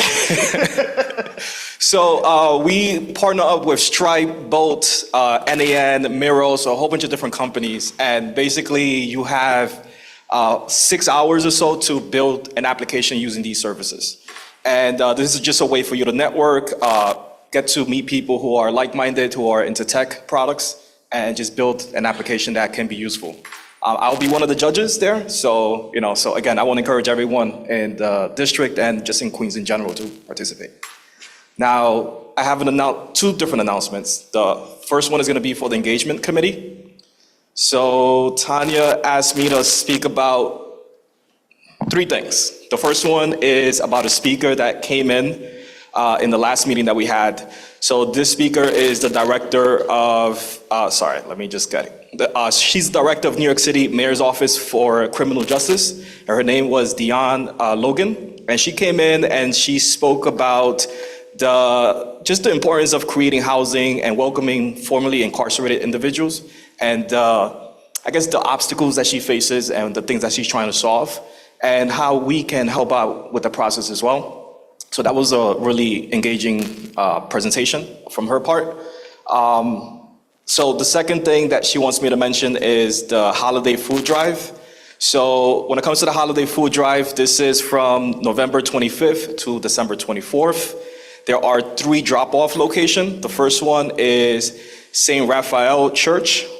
The address is 3520 Greenpoint Avenue, Long Island City. The second drop-off point is Church of St. Teresa. And the address for this one is 5220 45th Street, Woodside. And the last one is La Jornada, which is 4709 30th Street. So this is the drop-off location for the food drive. And again, I think there's flyers all over the table, but also the district manager is going to send out the email if she hasn't already done so. I think she already did. So the second announcement is the coat drive. So for the coat drive, we got a new partner, which is the Culture Lab. So there's going to be another drop-off location. I just want to thank them for allowing us to do that. So when it comes to the drop-off location in Culture Lab, it is outdoors and is a all weather resistant container. So if you go to the parking lot, you will see it there. And the address for that location is 525 46th Avenue in Long Island City. And of course, our main partner, which is GPK Foundation America, the address for this location is 4166 72nd Street, Suite 1A. All right, so those are the 3 announcements from the Engagement Committee. I have one more, which is the Tech Committee. So myself and Randy, we are working on a One LIC tracker website, and just want to mention that again. I mentioned it last time, but if anyone is interested in helping out, please let me know. You don't have to be tech savvy. I'm just looking for people who are willing to help out. It could be in terms of writing, help us editing documentation, or just researching different things. But we're just trying to see who's interested. So the way that we're going to split up this project is I am going to be focusing on the infrastructure, the WordPress, the template, which I already completed, and Randy's going to be focusing on a different portion of that project. And I know Monique, he's not here today, but he volunteered to help out in terms of the scraping. So thank you for that as well. And again, if anyone is interested, please let me know. Amazing.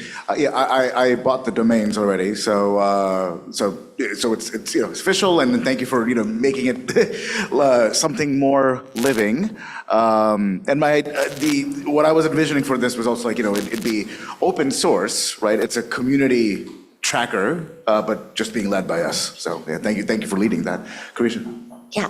I was wondering via engagement committee if there was anyone available to maybe table at some of the upcoming tree lighting events and stuff, especially, and also Sunnyside Shines is having their holiday market right here in this space. Given the timeline when the community board applications open, that maybe would be a great opportunity for us to start introducing and reintroducing ourselves to the community and letting them know that they should apply. So could we do that? So I don't want to speak for anyone, so please email Tanya as well, just so she could be in the loop. But yeah, so 100%. We would love to participate. And also, you mentioned something that I also endorse as well, and I would like to do that, which is job fairs. And just different tech events, meetup events, networking event. I think these things are wonderful, they're important. It definitely led to my success, so I definitely want to just, encourage things like that. Thank you, Maurice. All right. Thank you, everyone. Happy everything. Happy Merry and what is it? What's the one from Seinfeld? Festivus for the rest of us.